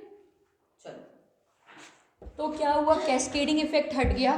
तो the amendment provided the subsuming of various central indirect taxes and levies such as central excise, additional excise, excise duty levied under medicinal and toilet preparations, उसके बाद service tax, additional custom duties known as countervailing duty, additional duty of customs, ये जितने भी surcharges, cesses, sales, अब similarly इसके साथ साथ state tax भी आ गए, जैसे sales tax, entertainment tax, central sales tax, octroi tax. Octroi tax मतलब आपके स्टेट में अगर किसी और स्टेट से एंट्री हो रही है किसी गुड या सर्विसेज की तो उसको ऑक्ट्राई टैक्स बोला जाता था पहले। कुछ स्टेट्स में बहुत ज़्यादा था, ये महाराष्ट्र हो गया, जैसे राजस्थान हो गया, इनमें बहुत ज़्यादा था। अब जीएसटी ने क्या किया, सबको इसी के अंदर सबस्यूम कर लिया। इसके साथ साथ जीएसटी ने एक चीज़ की है, वो की है कि उसने आर्टिकल 268A को डिलीट कर दिया गया। इसके साथ साथ 92C यूनियन लिस्ट की जो एंट्री थी उसको, अब ये जो लिस्ट की एंट्री थी ना, ये सर्विस टैक्स से डील कर रही थी स्पेसिफिकली। जो 92C था ना आपका यूनियन लिस्ट में, वो सर्विस टैक्स से डील कर रहा था। इसको भी इन्होंने हटा दिया, एलिमिनेट कर दिया, क्योंकि इन्होंने क्या किया, इन्होंने जीएसटी के अंदर ही डाल दिया उसको। तो उन्होंने 92C को हटा दिया है, आर्टिकल 268A को भी हटा दिया है, और ये पहले 88 से हट दिए गए थे, अब इसको हटा दिया। पहले सर्विस टैक्स जो था ना, वो लिवाई सेंटर करता था, but collected and appropriated by both the centre and the states होता था, ठीक है, दोनों के पास पावर थी कलेक्ट करने की पहले। अब हमने क्या किया, 92C को पूरी तरह से हटा दिया, मतलब हमने सर्विस टैक्स की एंट्री को ही हटा दिया है यूनियन लिस्ट से, ठीक है। क्लियर हुआ? तो जो जीएसटी है वो सब्जेक्ट कौन सी लिस्ट में है? मतलब दोनों को हमने पावर दी है कि आप अपना टैक्स लो, आप अपना टैक्स लो। सारे इनडायरेक्ट टैक्सेस को हमने सबस्यूम कर दिया है, कैस्केडिंग इफेक्ट को हटा दिया, कैस्केडिंग मतलब टैक्स ऑन टैक्स को हटा दिया है, और वैल्यू एडेड टैक्स को ला दिया। जितनी आप साइकिल में वैल्यू ऐड कर रहे हो बस उतना ही पैसा आपको देना है, कंज्यूमर को भी सिर्फ एक बार पैसा देना है, ठीक है। क्लियर हुआ? समझ आ गया? इनडायरेक्ट टैक्स रिजीम है ये, और इसमें आर्टिकल 92C एंट्री 92C को हमने कंप्लीटली एलिमिनेट कर दिया है, सर्विस टैक्स को सेंट्रल लिस्ट से हटा दिया है। अब आ जाइए 4 या 5 हम अलग अलग टाइप के टैक्सेस देख लेते हैं, जो कौन लिवाई करेगा, कौन कलेक्ट करेगा, कौन अप्रोप्रिएट करेगा। पहला जो आर्टिकल 268 आता है उसमें आता है taxes levied by the centre but collected and appropriated by the states. मतलब इम्पोज पार्लियामेंट ने किया है, लेकिन कलेक्शन का जो फिजिकल काम है और उसका अप्रोप्रिएशन भी जो स्टेट्स को देगी वो कर रहे हैं आपके स्टेट्स कर रहे हैं, ठीक है। किसके अंडर आते हैं ये? Article 260। These article should be remembered by heart. Article 268 लिखा हुआ उसी के साथ, करो उसको मार्क। इसमें वो टैक्सेस आते हैं जो लिवाई पार्लियामेंट ने किए हैं, लेकिन कलेक्ट और अप्रोप्रिएट उनको स्टेट्स कर रहे हैं। इसमें स्टैंप ड्यूटीज आती हैं, मान लीजिए चेक पे आपने कोई भी फाइनेंशियल ट्रांजैक्शन किया, promissory notes, insurance policy, transfer of shares और अदर्स, ये जो आपके फाइनेंशियल इंस्ट्रूमेंट्स होते हैं इन पे जो टैक्स लगता है आपका। स्टैंप ड्यूटी पता है ना क्या होती है? सबको पता होगा स्टैंप ड्यूटी। तो प्रोमिसरी नोट्स क्या होते हैं? चेक्स, आप एक दूसरे के अगर एक दूसरे को चेक दे रहे हो तो उस पर जो टैक्स कट रहा है आपका वो किसके पास जा रहा है? स्टेट के पास जा रहा है वो, ठीक है। ये सारे जो ड्यूटीज हैं ये लिवाई कौन करता है? सेंटर करता है, but they are collected and appropriated by the states. The proceeds of these duties वो स्टेट के अंदर ही रहती हैं, कंसोलिडेटेड फंड ऑफ इंडिया का पार्ट नहीं होती है, ठीक है। क्लियर? ये हो गया आपका आर्टिकल 268। 8। फिर आइए आर्टिकल 269 पे, levied and collected by the centre but assigned to the states, मतलब फिजिकल काम भी सेंटर ही कर रहा है इसमें लेने का। तो इम्पोज भी सेंटर ने किया, कलेक्शन भी सेंटर ने कर लिया, फिर सेंटर अपनी मर्जी से स्टेट्स को जितना देना चाह रहा है उतना दे रहा है। ठीक है, उसमें आगे आपका inter state trade and commerce, newspapers के अलावा, क्योंकि न्यूज़पेपर्स जो है आपके वो स्टेट लिस्ट सब्जेक्ट है, ठीक है, तो स्टेट के पास जाता है एक्सक्लूसिवली। तो टैक्सेस ऑन सॉरी सेंटर के पास जाता है। टैक्सेस ऑन द सेल और purchase of goods in the course of inter trade commerce, inter state trade और कॉमर्स, और taxes on the consignment of goods in the course of inter state trade और commerce. जितने भी, मान लीजिए जैसे कि इसमें आप रेलवे फेयर बोल सकते हो, ये जो पोर्ट पे चार्जेस लगते हैं, जो पोर्ट्स होते हैं रिवर पोर्ट्स, उस पर जो चार्जेस लगते हैं, तो उनको कलेक्ट तो कौन कर रहा है, सेंटर कर रहा है, लेकिन वो जहाँ पे पोर्ट होगा ना, मान लीजिए जैसे जवाहरलाल नेहरू पोर्ट की हम बात करते हैं जो महाराष्ट्र में है, तो वो एक इंटरनेशनल सॉरी नेशनल प्रॉपर्टी है, नेशनल पोर्ट है वो, तो कलेक्ट और लिवाई कौन करेगा, नेशनल गवर्नमेंट ही करेगी, लेकिन वो फिर उस महाराष्ट्र गवर्नमेंट को दे देगी, जो भी फीस ली गई है, जो पोर्ट टर्मिनल चार्जेस लिए गए, वो सब किसको दे देगी, महाराष्ट्र को दे देगी, ठीक, क्योंकि वो उसकी टेरिटरी में है वो पोर्ट, ठीक है, क्लियर। उसके बाद आ जाइए तीसरा 269A। 269A कहता है, जो जीएसटी से लगा है, Levi and collection of goods and services taxes in course of inter state trade और कॉमर्स। जब भी इंटर स्टेट की बात होती है तो किसको हमने पावर दी हुई है, पार्लियामेंट को पावर दी हुई है, ठीक है। The goods and service tax on supplies in the course of interstate trade or commerce are levied and collected by the center, but this tax is divided between the center and the state in the manner provided by the parliament on the recommendations of the GST council। मतलब हमने concurrent power किसको दे रखी है, centre और states को, दोनों को, कि भाई दोनों कलेक्ट कर सकते हैं। इसका ये मतलब है कि जब भी और सॉरी इंटर स्टेट की जब बात हो रही है उसका हमने एक्सक्लूसिव पावर पार्लियामेंट को दिया हुआ है, तो लिवाई और कलेक्ट तो पार्लियामेंट करेगा, लेकिन कैसे डिस्ट्रीब्यूट करना है सेंटर और स्टेट्स के बीच में, वो रिकमेंडेशन कौन देगा, जीएसटी काउंसिल देगी, ठीक है। जब जीएसटी काउंसिल वो रिकमेंडेशन दे देगी कि हाँ इतना परसेंट आप स्टेट को दे दो, इतना परसेंट आप स्टेट को दे दो, तो जो भी कलेक्शन हुआ है इंटर स्टेट से वो उस हिसाब से डिमार्केट हो जाएगा स्टेट्स के बीच में, ठीक है। तो लिवाई और कलेक्ट कौन कर रहा है, इंटर स्टेट वाला, पार्लियामेंट, लेकिन फिर उसका एंड में डिस्ट्रीब्यूशन ही हो रहा है between the centre and the states, ठीक है। तो ये आगे समझ में आपको, जिसको इंटीग्रेटेड बोलते हैं। तो देखो ये जो आपका ये है, ये तो एक्सक्लूसिवली किसके पास जा रहा है, सिमिलरली ये किसके पास जा रहा है, फिर जो इंटर स्टेट ट्रेड है ना आपका, वो जा तो सेंटर के पास रहा है, लेकिन फिर सेंटर देगा स्टेट्स को ही बाद में अपने हिसाब से, जीएसटी काउंसिल की रिकमेंडेशंस के हिसाब से देगा। क्लियर हुआ, ठीक है, समझ आया। चलो अब आइए 270 आर्टिकल देख लेते हैं। Taxes levied and collected by the centre but distributed between the centre and the states, मतलब कलेक्ट और लेवाई किसने किया हुआ है, सेंटर ने, लेकिन दोनों के बीच में बांट दिया हो। इसमें वो नहीं आएंगे, वो देखते हैं, एक्सेप्ट द फॉलोइंग, ठीक है। कौन कौन से नहीं आएंगे, इससे पहले जो हमने आर्टिकल पढ़ लिए ना 268, 269, 269 वो इसके अंदर नहीं आएंगे। जितने भी सरचार्जेस होते हैं, सरचार्ज क्या होता है, टैक्स ऑन टैक्स, और सेस क्या होता है, बिल्कुल बिल्कुल सही, सेस और सरचार्ज में देख लेते हैं। जैसे इंडिया में अभी सरचार्ज जो है, जो 50 लाख पर एनम से ज्यादा कमा रहे हैं, मान लीजिए आप 50 लाख कमा रहे हो, 51 लाख कमा रहे हो पर एनम आपकी सैलरी है, तो आप उसमें मान लो 10 लाख टैक्स दोगे, तो ये जो 10 लाख आपने टैक्स दिया ना, इस पे भी आपको टैक्स देना पड़ेगा, ठीक है, टैक्स ऑन टैक्स, इसको बोला जाता है सरचार्ज। सरचार्ज मतलब एक्स्ट्रा चार्ज, जो ज्यादा अफ्लुएंट लोग हैं वो टैक्स के ऊपर भी टैक्स देंगे, ठीक है, ताकि नीचे वाले लोगों के वेलफेयर के लिए यूज हो सके। सो दिस इज सरचार्ज, और सरचार्ज किसी भी पर्पस के लिए यूज हो सकता है। जब कलेक्ट कर लिया ना, और ये सेंट्रल गवर्नमेंट का एक्सक्लूसिव अथॉरिटी होती है सरचार्ज कलेक्ट करने की, ये किसी स्टेट के पास नहीं जाता है सरचार्ज। तो जब भी सरचार्ज कलेक्ट कर लिया सेंट्रल गवर्नमेंट ने, उसके बाद सेंट्रल गवर्नमेंट की मर्जी कि वो उस एक्स्ट्रा पैसे को कहाँ यूज करेंगे, एक पर्टिकुलर पर्पस के लिए नहीं। वो सेस जो होता है आपका, वो एक पर्टिकुलर पर्पस के लिए होता है, जैसे कि एजुकेशन, ये किसी भी फाइनेंशियल ईयर में गवर्नमेंट बोल सकती है कि हम आप पे थोड़ा एक्स्ट्रा पैसा लगाएंगे, टैक्स लगाएंगे, और वो हम इसके लिए यूज करेंगे, जैसे कि आपका स्वच्छ भारत सेस, तो एक पर्टिकुलर पर्पस के लिए ये यूज होता है। ठीक है, गवर्नमेंट एक पर्टिकुलर इंटेंशन, और जब वो इंटेंशन खत्म हो जाती है वो सेस भी खत्म हो जाता है, क्लियरली डिमार्केट कर देती है गवर्नमेंट स्टार्टिंग में फाइनेंशियल ईयर की कि हम 2 साल के लिए लगाएंगे, हम 1 साल के लिए लगाएंगे सेस को। क्लियर? सरचार्ज क्या हो गया? Extra charge. भाई आप जो अमीर से भी अमीर लोग हैं उनसे हम एक्स्ट्रा पैसा लेंगे ताकि हम वो गरीबों में बांट सकें। क्लियर? चलिए, तो सरचार्ज जो आते हैं टैक्सेस और ड्यूटीज़ में वो इसके अंदर नहीं आएंगे 270 के, और कुछ एक पर्टिकुलर सेस भी है वो भी इसके अंदर नहीं आएगा, क्योंकि वो किसके अंदर आता है? वो आर्टिकल 271 के अंदर आता है, वो 270 के अंदर नहीं आएगा। जो भी डिस्ट्रीब्यूशन होता है, मतलब टैक्सेस का जो भी डिस्ट्रीब्यूशन होता है वो किसकी रिकमेंडेशन पे होता है? फाइनेंस कमीशन की रिकमेंडेशन पे होता है। ठीक है, फाइनेंस कमीशन बताता है हाँ इस स्टेट को इतना दे दो, इस स्टेट को इतना दे दो, और प्रेसिडेंट बनाता है फाइनेंस कमीशन को, वो भी हम डिटेल में आगे पढ़ेंगे। आर्टिकल 271 क्या हो गया आपका? सरचार्ज और सेसेस। वो एक्सक्लूसिवली किसके पास जाता है?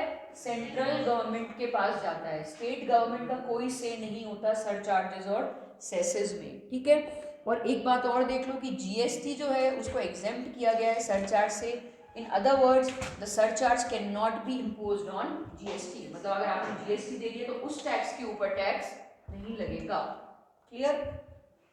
इसलिए इनकम पे लगता है, समझ आ रही है बातें? थोड़ा एनालाइज करो, इसलिए इनकम टैक्स पे लगता है, जीएसटी पे सरचार्ज नहीं लगता। वो तो मतलब था ना जीएसटी लाने का, टैक्स ऑन टैक्स को हटाना है हमें, तो फिर से टैक्स ऑन टैक्स कैसे ला सकते हैं हम? ठीक है, चलिए उसके बाद आ जाइए taxes levied collected retained bye the states. ये एक्सक्लूसिवली उन सब्जेक्ट्स के बारे में है जो स्टेट लिस्ट में है। ठीक है, उससे जो भी पैसा आएगा वो आप स्टेट्स खुद रख सकती हैं, जैसे कि एग्रीकल्चरल इनकम हो गया, कंजम्पशन ऑफ अल्कोहल हो गया, सेल ऑफ इलेक्ट्रिसिटी हो गया, taxes on animals and boats हो गया, एम्प्लॉयमेंट प्रोफेशन ट्रेड हो गया। इन सब का जो एक्सक्लूसिव पावर है वो स्टेट के पास है, जो स्टेट लिस्ट के सब्जेक्ट है उसका पावर स्टेट के पास है। क्लियर? कोई डाउट यहाँ तक? ठीक है, अब आ जाइए distribution of non tax revenues, कि जो नॉन टैक्स रेवेन्यूज, जो नॉन टैक्स वो आते हैं, फंड्स आते हैं, जैसे बैंकिंग से आ गया, ब्रॉडकास्टिंग, ब्रॉडकास्टिंग मतलब जैसे स्पेक्ट्रम लोकेशन करते हैं हम, ठीक है, 4G 5G का जो स्पेक्ट्रम लोकेट करता है, ये एक्सक्लूसिव पावर किसका है? सेंटर का है। वहाँ पे स्टेट्स नहीं बोल सकती कि हमारी टेरिटरी में आपका टावर लगेगा तो हमें भी इसका कुछ % मिलना चाहिए। स्पेक्ट्रम एलोकेशन जो है ब्रॉडकास्टिंग के अंदर आता है, और ब्रॉडकास्टिंग किसके अंदर आता है? यूनियन लिस्ट के अंदर आता है। ठीक है, उसके बाद स्टेट्स में जैसे irrigation, fisheries, state public sector enterprises, एशीट और लैब्स क्या होता है? वो प्रॉपर्टीज जिनका कोई नेचुरल हायर नहीं बचा, ठीक है, या फ्रॉड हो गया उन प्रॉपर्टीज के साथ, या अचानक से उसके डेथ हो गई और उसकी कोई विल नहीं थी, तो वो सारी प्रॉपर्टी भी स्टेट के पास चली जाती है। अगर उस टेरिटरी के अंदर है तो वो स्टेट के पास जाती है। ठीक है, तो ये सारे जो है नॉन टैक्स रेवेन्यूज है, मतलब पैसा तो आ रहा है लेकिन टैक्सेशन से नहीं आ रहा है इनमें। क्लियर? यहाँ तक समझ आ रही है चीजें? चलो अब आ जाओ grants in aid to the states. इसके अलावा, टैक्सिंग के अलावा कॉन्स्टिट्यूशनली प्रोविजन देता है कि सेंटर जो है वो ग्रांट्स भी दे सकता है स्टेट्स को। ठीक है, जब सेंटर की मर्जी आए वो ग्रांट्स भी दे सकता है, एक पर्टिकुलर पर्पस या मान लीजिए जनरल पर्पस के लिए भी दे सकता है। पहली आती है आपकी 3 टाइप की ग्रांट्स होती है, उसमें पहली आती है स्टैट्यूटरी ग्रांट्स, जो आर्टिकल 275 के अंदर आती है। स्टैट्यूटरी ग्रांट्स मतलब वो किसी लॉ के अंदर आएगी, स्टैट्यूट के अंदर आएगी, और स्टैट्यूटरी लॉ का मतलब है वो पार्लियामेंट ही बनाएगा उस लॉ को। तो पार्लियामेंट को देती है पावर कि भाई वो स्टेट्स को in need of financial assistance they they. Her state को देने की ज़रूरत नहीं है, ठीक है, जिस स्टेट को ज़रूरत है, जिस स्टेट को पार्लियामेंट को लगेगा कि भाई इस स्टेट को पर्टिकुलर पर्पस के लिए ज़रूरी है तो वो दे सकती है, और वो कंसोलिडेटेड फंड ऑफ इंडिया से हर साल निकाला जाता है। जैसे मान लीजिए ट्राइबल स्टेट्स है तो ट्राइबल के वेलफेयर के लिए दे दिया, हिली स्टेट्स हैं तो रोड कंस्ट्रक्शन के लिए, इलेक्ट्रिसिटी के लिए दे दिया। इन चीज़ों के लिए एक्स्ट्रा ग्रांट्स जो गवर्नमेंट देती है, सेंट्रल गवर्नमेंट स्टेट गवर्नमेंट्स को, उसको बोला जाता है statutory grants in add. Article 275 के अंदर आती है, और ये दोनों किसकी रिकमेंडेशन से दी जाती हैं? फाइनेंस कमीशन की रिकमेंडेशन से दी जाती हैं। आगे समझ में? क्लियर?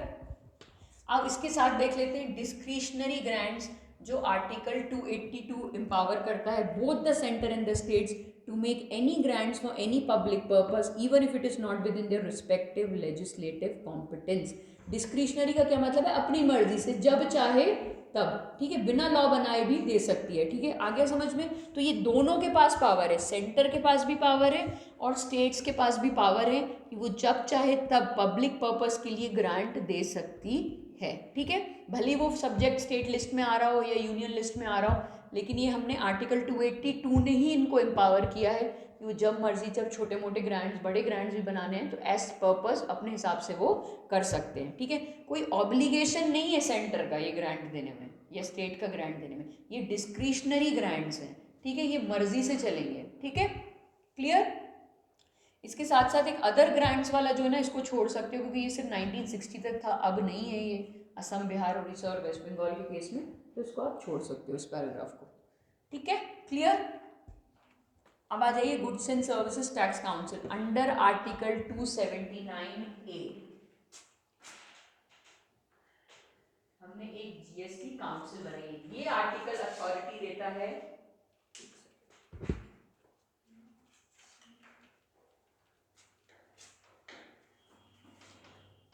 कितने मंथ्स लेगा विद इन, कितने, जीएसटी काउंसिल विद इन कितने मंथ्स बनाने को बोला है, विद इन 60 डेज, 2 महीना, ठीक है, 2 मंथ। अच्छा, आर्टिकल 279A एक्सक्लूसिवली डील करता है जीएसटी काउंसिल से। क्या कहता है ये आर्टिकल, ये अथॉरिटी देता है प्रेसिडेंट को कि जैसे ही 101 कॉन्स्टिट्यूशनल अमेंडमेंट एक्ट इंप्लीमेंट होगा उसके 2 महीने के अंदर अंदर तक आपको एक जीएसटी काउंसिल कॉन्स्टिट्यूट करनी है, ठीक है। इस जीएसटी काउंसिल का क्या काम होगा, पहले तो कोऑर्डिनेशन होगा स्टेट्स और सेंटर के बीच में, दूसरा ये आपको रेकमेंडेशन देगा कि कौन से आर्टिकल आपको इसके अंदर डालने हैं, कौन से जीएसटी के अंदर नहीं डालने हैं, कितने स्लैब्स डालने हैं, कितने, किस चीज को एग्जेम्प्ट करना है जीएसटी से, ये सारी रेकमेंडेशंस कौन देगा, जीएसटी काउंसिल देगा, ठीक है, आगे समझ में। आर्टिकल 279A किस पे रिस्पॉन्सिबिलिटी डालता है, प्रेसिडेंट पे, कि आपको 101 कॉन्स्टिट्यूशनल अमेंडमेंट एक्ट के इंप्लीमेंट होने के विद इन 60 डेज आपको अपने ऑर्डर से क्या बनाना है, एक जीएसटी काउंसिल बनाना है। और जीएसटी काउंसिल का काम क्या होगा, वो स्लैब्स डिसाइड करेगा, एग्जेम्पशंस डिसाइड करेगा, किसको किस स्लैब के अंदर डालना है, क्या कोऑर्डिनेशन होगा स्टेट्स और सेंटर का, ये सारी चीज़ें डिफाइन करेगा, ठीक है। कौन कौन से टैक्सेस हैं जिन्हें मर्ज करना है जीएसटी में, कौन कौन से सर्विसेज हैं जिन्हें जीएमटी से एग्जेम्प्ट मतलब हटाना है, ठीक है, क्या हमें इंटर कोर्स ट्रेड कैसे करना है, इंटर कोर्स ट्रेड को कैसे, इंटर स्टेट ट्रेड को कैसे लेना है, उसके बाद थ्रेशोल्ड की मतलब इससे नीचे अगर आप कमा रहे हो, कमाना इन द सेंस इससे नीचे का अगर आपने आइटम खरीदा है तो उस पर आपको जीएसटी नहीं लगेगा, तो वो लिमिट भी डिसाइड कौन करेगा, जीएसटी काउंसिल करेगा।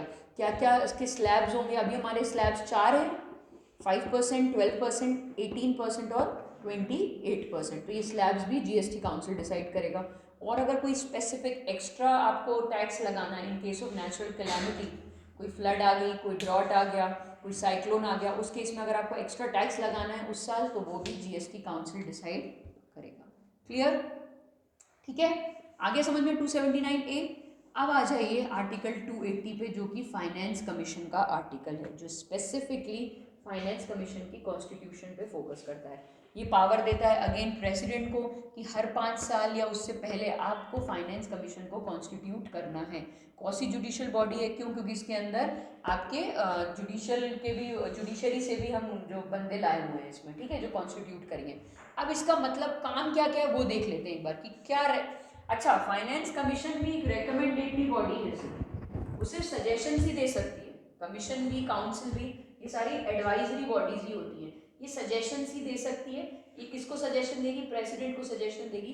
किस केस में सजेशन देगी वो देख लेते हैं। पहला कि जो आपका सेंट्रल पूल आया है टैक्सेस का, उसको आपको कैसे कैसे डिवाइड करना है रिस्पेक्टिव स्टेट्स में, किस स्टेट को कितना परसेंट देना है, ये सब कौन डिसाइड करेगा, कौन रिकमेंडेशन देगा, फाइनेंस कमीशन। दूसरा, सेंटर को बताएगा कि कितने स्टेट को कौन सी ग्रांट्स इन एड कितनी देनी है, इस साल कितनी देनी है, पिछले साल कितनी दी थी, ये सब डिसाइड करेगा आपका फाइनेंस कमीशन। तीसरा ये भी है कि कंसोलिडेटेड फंड ऑफ स्टेट से कितना पैसा पंचायत से और लोकल गवर्नमेंट को जाना है, वो भी फाइनेंस कमीशन ही बताएगा। The measure needed to augment the consolidated fund of state, augment का मतलब है कि कैसे हमें कंसोलिडेटेड फंड ऑफ स्टेट को बढ़ा सकते हैं ताकि वो अपने रिसोर्सेज किसको दे सके, पंचायत और म्यूनिसिपैलिटीज को। और कोई और भी मैटर जो प्रेसिडेंट उसको रेफर करता है फाइनेंस का, या प्रेसिडेंट को समझ नहीं आ रहा है फाइनेंशियल कोई मैटर, तो वो किसको रेफर करेगा, फाइनेंस कमीशन को रेफर करेगा, क्योंकि ये एक्सपर्ट बॉडी होती है, ठीक है, इसके अंदर सारे एक्सपर्ट्स, फाइनेंशियल एक्सपर्ट्स बैठे होते हैं। तो इनका काम क्या है, एक तो ये कॉन्स्टिट्यूशनल बॉडी है क्योंकि ये कॉन्स्टिट्यूशन के आर्टिकल से बनी है, आर्टिकल 280, ठीक है, तो है कॉन्स्टिट्यूशनल बॉडी। इसके बाद ये एडवाइजरी बॉडी है, क्यों, क्योंकि ये सिर्फ रिकमेंडेशंस दे रही है प्रेसिडेंट को। किस किस चीज में रिकमेंडेशन दे रही है, कि टैक्सेस का डिस्ट्रीब्यूशन कैसा होना चाहिए, ग्रांट्स इन एड कैसे होने चाहिए, कंसोलिडेटेड फंड ऑफ स्टेट के टैक्सेस को कैसे बढ़ाना है ताकि वो अपने टैक्सेस किसको दे सके, पंचायत और म्यूनिसिपैलिटीज को, या कोई और मैटर है, कोई और मैटर है फाइनेंस से रिलेटेड, तो वो भी प्रेसिडेंट रेफर कर सकता है किसको, फाइनेंस कमीशन को। क्लियर, इसलिए इसको बोला जाता है finance commission as the balancing wheel of fiscal federalism in India. Fiscal federalism का क्या मतलब है, जो फाइनेंस से रिलेटेड फेडरलिज्म है स्टेट्स और सेंटर के बीच में, उसको डील कौन करता है, फाइनेंस कमीशन। फिर आइए प्रोटेक्शन ऑफ स्टेट्स इंटरेस्ट, कि हमने स्टेट के इंटरेस्ट को कैसे प्रोटेक्ट किया है।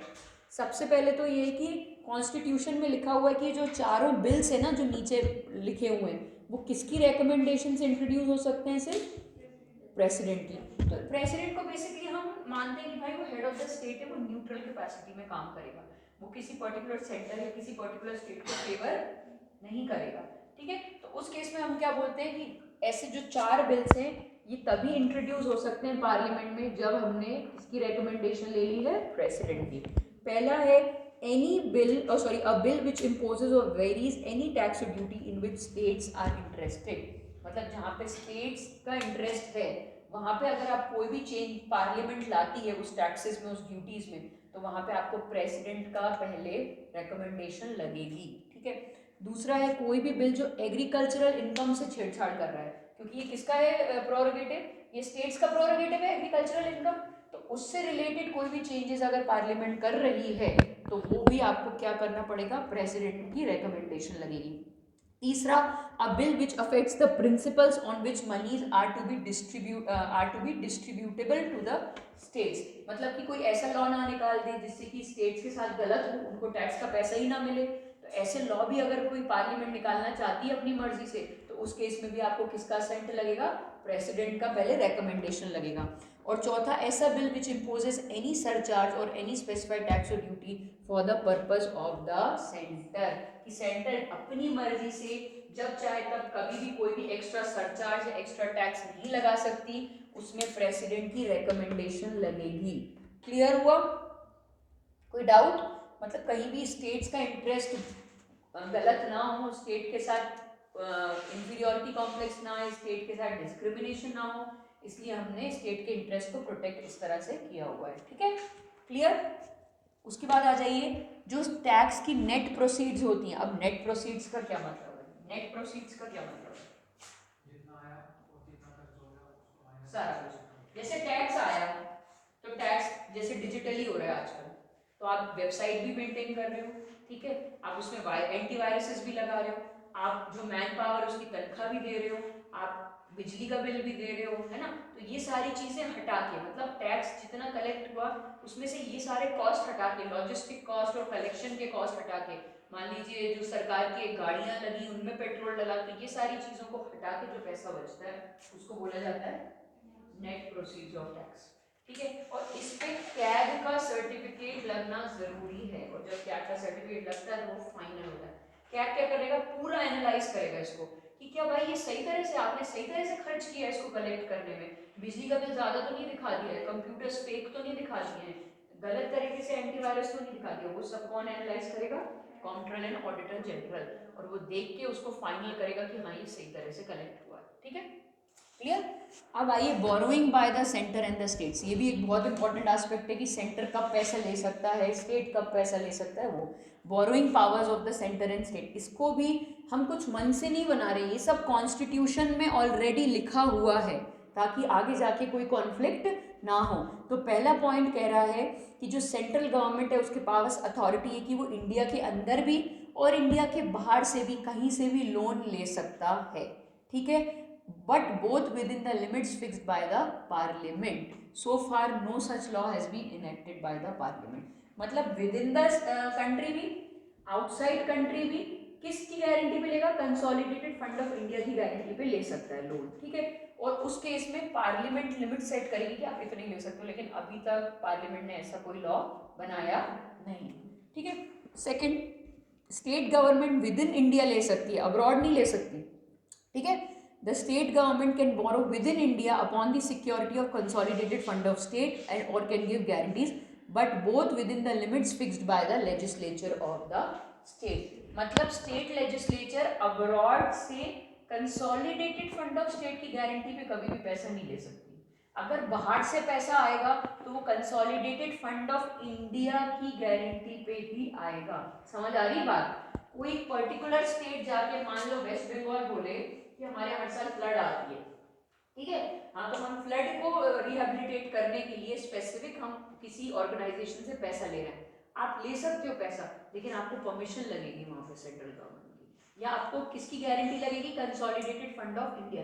एक पर्टिकुलर स्टेट कभी भी मुंह उठा के किसी दूसरी कंट्री से या किसी ऑर्गेनाइजेशन से पैसा नहीं ले सकता, ठीक है। तीसरा पॉइंट कहता है आपका, the central government can make loans to any state or give guarantees in respect of loans raised by any state. Central government किसी भी स्टेट गवर्नमेंट को लोन दे सकता है। Any sum required for the purpose of making such loans are to be charge on the consolidated fund of India.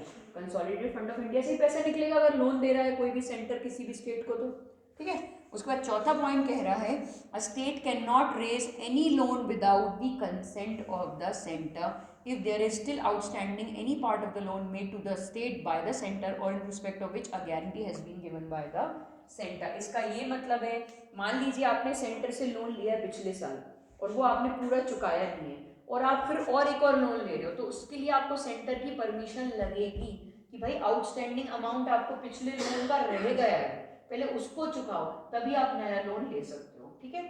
तो ये point कह रहा है, state can not raise any loan without the consent of the centre if there is still outstanding any part of the loan made to the state by the centre or in respect of which a guarantee has been given by the centre. या फिर guarantee किसकी दी लगी है, centre ने guarantee दे रखी है, तो उस केस में आप सेंटर की परमिशन के बिना कोई नया लोन नहीं ले सकते।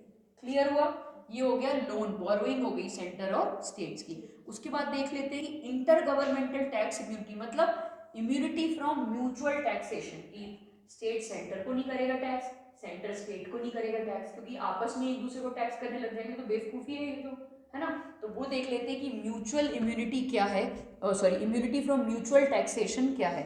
पहला ये, अगर कोई भी प्रॉपर्टी है सेंटर की और वो स्टेट में लोकेटेड है, भले ही वो म्यूनिसिपैलिटी पंचायत कहीं भी हो विद इन अ स्टेट, तो parliament is empowered to remove this bill. The property of centre is exempted from all taxes within the state. मतलब स्टेट सेंटर पे टैक्स नहीं लगा सकता भले ही वो उसके अंदर क्यों ना। जैसे मान लीजिए NHRC आपका, नेशनल ह्यूमन राइट्स कमीशन, ये बिल्डिंग लोकेटेड दिल्ली में, तो दिल्ली अब ये है तो सेंट्रल की, तो दिल्ली गवर्नमेंट जाके पैसा नहीं मांग सकती सेंट्रल से कि हाँ आप हमें बिल्डिंग खड़ी करी है आपने तो इसकी बिजली का इसके उसका टैक्स दो उनको, नहीं, क्योंकि हमने इम्यूनिटी कॉन्स्टिट्यूशन ने दे रखी है आपको कि सेंटर पे स्टेट टैक्स नहीं लगा सकती, लेकिन पार्लियामेंट के पास अथॉरिटी भी है कि वो इस बैन को रिमूव कर सकते हैं, लेकिन अभी तक पार्लियामेंट ने रिमूव नहीं किया, ठीक है। अब इसमें प्रॉपर्टी में सब आता है, मूवेबल इमूवेबल दोनों प्रॉपर्टीज आती है, मतलब बिल्डिंग्स भी आएगी, लैंड्स भी आएगा, शेयर्स भी आएंगे, ये सब आएगा, और टेंजिबल और इंटेंजिबल प्रॉपर्टी भी आएगी। मतलब हर टाइप की प्रॉपर्टी जो है वो स्टेट एग्जेम्प्ट कर रखा है कि सेंटर पे टैक्स नहीं लगा सकती। आ गया समझ में।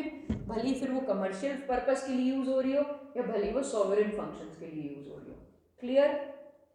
स्टेट सेंटर पे टैक्स नहीं लगा सकता किसी भी movable immovable tangible intangible property पे। टेंजिबल क्या होता है? जिसको आप देख सकते हो, इंटेंजिबल जिसको आप मेजर नहीं कर सकते। सारी प्रॉपर्टीज पे स्टेट सेंटर की टैक्स नहीं लगा सकता, फिर भले ही वो कमर्शियल फंक्शन क्यों ना कर रही हो या सॉवरेन फंक्शन क्यों ना कर रही हो। लेकिन याद रखने वाली बात है कि जो कॉरपोरेशंस और कंपनीज होती हैं सेंटर की, उस पर टैक्स लगाया जा सकता है क्योंकि वो एक सेपरेट लीगल एंटाइटी है, ठीक है। वो कॉरपोरेशन स्टैट्यूट के अंदर बनी है भले ही, लेकिन उन पर टैक्स लगाया जा सकता है। आप ये नहीं कह सकते हो कि यार ये क्या है, क्योंकि वो सेपरेट लीगल एंटाइटी है, ठीक है। जहाँ पे मेजर स्टेक होल्डर वो कंपनीज और कॉरपोरेशन, जहाँ पे मेजर स्टेक होल्डर गवर्नमेंट है, जैसे पीएसयूज हो गए, मान लीजिए सेल है, गेल है, ओआईसी है, ऑयल इंडिया लिमिटेड, अगर वो किसी पर्टिकुलर स्टेट के अंदर लोकेटेड है, वो फैक्ट्री वो इंडस्ट्री, तो उस पर तो टैक्स लगा सकती है ना स्टेट गवर्नमेंट, क्योंकि वो तो एक लीगल एंटाइटी अलग से है, वो अपना कमर्शियल फंक्शन कर रही है। एनएचआरसी पे नहीं लगा सकती, ठीक है। आगे समझ में कोई डाउट है? तो कोई प्राइवेट कॉरपोरेशन है, कंपनी है जो स्टेट जिसका सेंटर का जिसमें मेजर शेयर होल्डिंग है 51% है, तो उस केस में उस पर टैक्स लगाया जा सकता है। लेकिन बाकी सारी बिल्डिंग्स है, सेंटर के डिपार्टमेंट्स हैं, उन पे कोई टैक्स नहीं लगाया जा सकता। क्लियर? इसको बोलते हैं इम्यूनिटी फ्रॉम म्यूचुअल टैक्सेशन। फिर आइए कि स्टेट की भी प्रॉपर्टी होनी चाहिए जिसपे सेंट्रल टैक्स ना लगा सके, है ना। तो इसमें लेकिन हमने एक एक्सेप्शन डाला हुआ है। इसमें भी हमने बोला है कि जो प्रॉपर्टी और इनकम होगी स्टेट की वो एग्जेम्प्टेड होगी सेंटर के टैक्स से, लेकिन हमने बोला है सिर्फ सॉवरेन फंक्शंस के लिए, कमर्शियल फंक्शंस के लिए हमने एग्जेम्प्ट नहीं किया है। इससे पहले वाले चीज़ में हमने कमर्शियल फंक्शंस को भी एग्जेम्प्ट कर रखा था, ठीक है। इस केस में हमने कमर्शियल फंक्शंस को एग्जेम्प्ट नहीं किया है। पढ़ती हूँ इसको एक बारी। The property and income of a state is exempted from central taxation. Such income may be derived from sovereign functions or commercial functions, but the center can tax the commercial operations of a state if parliament so provides. अगर parliament ने ऐसा कोई law पास कर दिया तो आप commercial functions को tax कर सकते हो।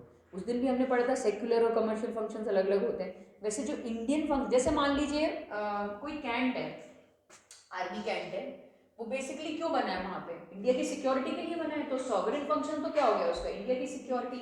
लेकिन मान लीजिए उसके साथ साथ वो कोई कमर्शियल फंक्शंस भी कर रहा है, या मान लीजिए कमर्शियल फंक्शंस में आप कुछ भी कह दो, कोई अंदर कंपनी चला रहा है कोई, ठीक है, तो उसको टैक्स कर सकते हैं सेंट्रल गवर्नमेंट। आगे बात समझ, उसको टैक्स किया जा सकता है, कमर्शियल फंक्शंस को टैक्स किया जा सकता है, सॉवरेन फंक्शंस को टैक्स नहीं किया जा सकता, और वो भी जब पार्लियामेंट ऐसा कोई लॉ बना देगी तब। क्लियर? ठीक है। However, the parliament can declare any particular trade or business as incidental to the ordinary functions of the government and it would then not be taxable. Incidental का मतलब है secondary, मतलब मान लीजिए टैक्स कलेक्शन आपका primary job हो गया, ठीक है। एग्जाम्पल, टैक्स कलेक्शन क्या हो गया आपका? प्राइमरी जॉब हो गया, लेकिन उसके साथ साथ मान लीजिए आपने बोला कि मुझे 25 गाड़ियां लगेंगी गवर्नमेंट को, क्या क्या करने में? टैक्स कलेक्ट करने में, या इक्विपमेंट ट्रांसफर करने में, या गवर्नमेंट स्टाफ को ट्रांसफर करने में। तो जो मेंटेनिंग है ना व्हीकल्स, मेंटेनेंस ऑफ व्हीकल्स, वो क्या हो गई आपकी? सेकेंडरी एक्टिविटी हो गई। और टैक्स कलेक्शन क्या हो गया आपका? प्राइमरी एक्टिविटी हो गई आपकी, है ना। तो वो इंसिडेंटल एक्टिविटी हो गई कि भाई इतना बड़ा काम कर रहे थे तो उसके साथ इंसिडेंटल एक्टिविटी ये हो गई कि मुझे गाड़ियां चाहिए 25, ठीक है। तो ऐसी एक्टिविटी जिसे हम सेकेंडरी या इंसिडेंटल बोलते हैं, अगर वैसी डिक्लेयर कर दी जाए तो उसको भी फिर टैक्स से एग्जेम्प्ट कर दिया जाता है। लेकिन वो भी कौन डिक्लेयर करेगा? पार्लियामेंट ही डिक्लेयर कर सकती है। आ गया समझ में? कोई डाउट?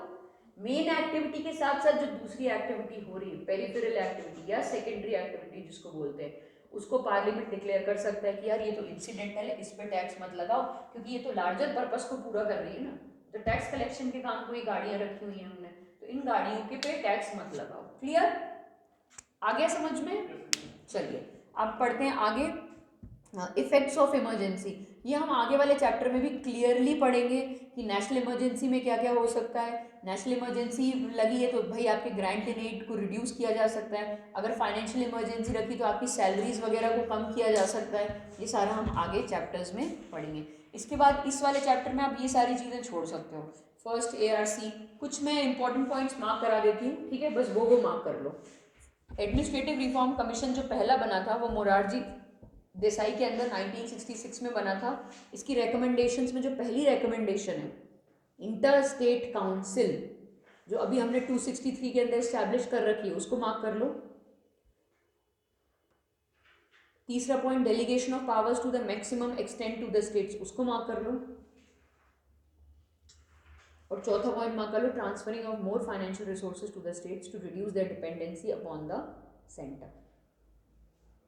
ठीक है, ये 3 मेजर रिकमेंडेशन है, ये आप मेंस के आंसर में यूज़ कर सकते हो अपने। ठीक है, उसके बाद राजमन्नार कमेटी ने जो आपकी सबसे सेकंड लास्ट थर्ड लास्ट वो दिख रहा है लाइन राजमन्नार कमेटी में, finance commission should be made a permanent body, वो एक इंपॉर्टेंट रिकमेंडेशन है। फिर उसके बाद ये छोड़ सकते हो, सरकारिया कमीशन पे आ जाओ। फिर नेक्स्ट पेज, सरकारिया कमीशन में आप अगेन उसने फिर से वही चीज़ फर्स्ट पॉइंट में बोली, a permanent interstate council called the inter governmental council should be set up under article 263। ठीक है, उसके बाद इसकी सेकंड रिकमेंडेशन भी इंपॉर्टेंट है, जो 356 है आपका प्रेसिडेंट रूल, वो बहुत रेयरली यूज़ होना चाहिए, हर कभी नहीं लगा देना चाहिए सेंटर को इमरजेंसी। ठीक है, उसके बाद पंछी कमीशन की रिकमेंडेशन पलटो, नेक्स्ट पेज आओ।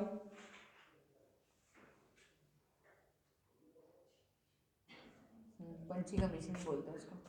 उसका थर्ड पॉइंट दिख रहा है आप लोगों को, third point 3, the union should occupy only that many of subjects in concurrent or overlapping jurisdiction which are absolutely necessary to achieve uniformity of policy in demonstrable national interest. वो ये बोल रहा है कि उसी पे लॉ बनाना चाहिए कंकरेंट में जहाँ पे एब्सोल्यूट नेसेसिटी हो, हर जगह सेंटर को नहीं घुसना चाहिए। ठीक है, उसके बाद फोर्थ पॉइंट भी कर लो, there should be a continuing auditing role for interstate council in the management of matters in concurrent or overlapping jurisdiction.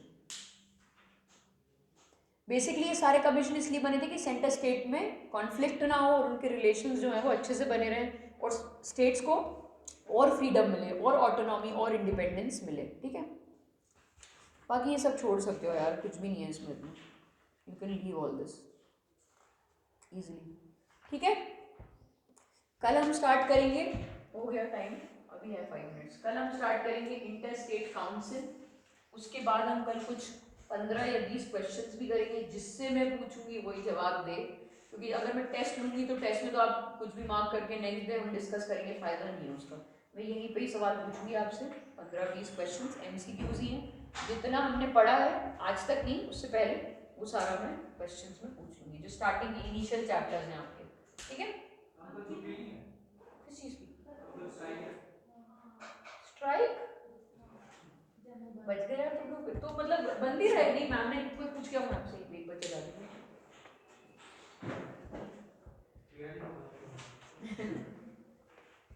इसका ही नाम लेना वहाँ पे अंदर।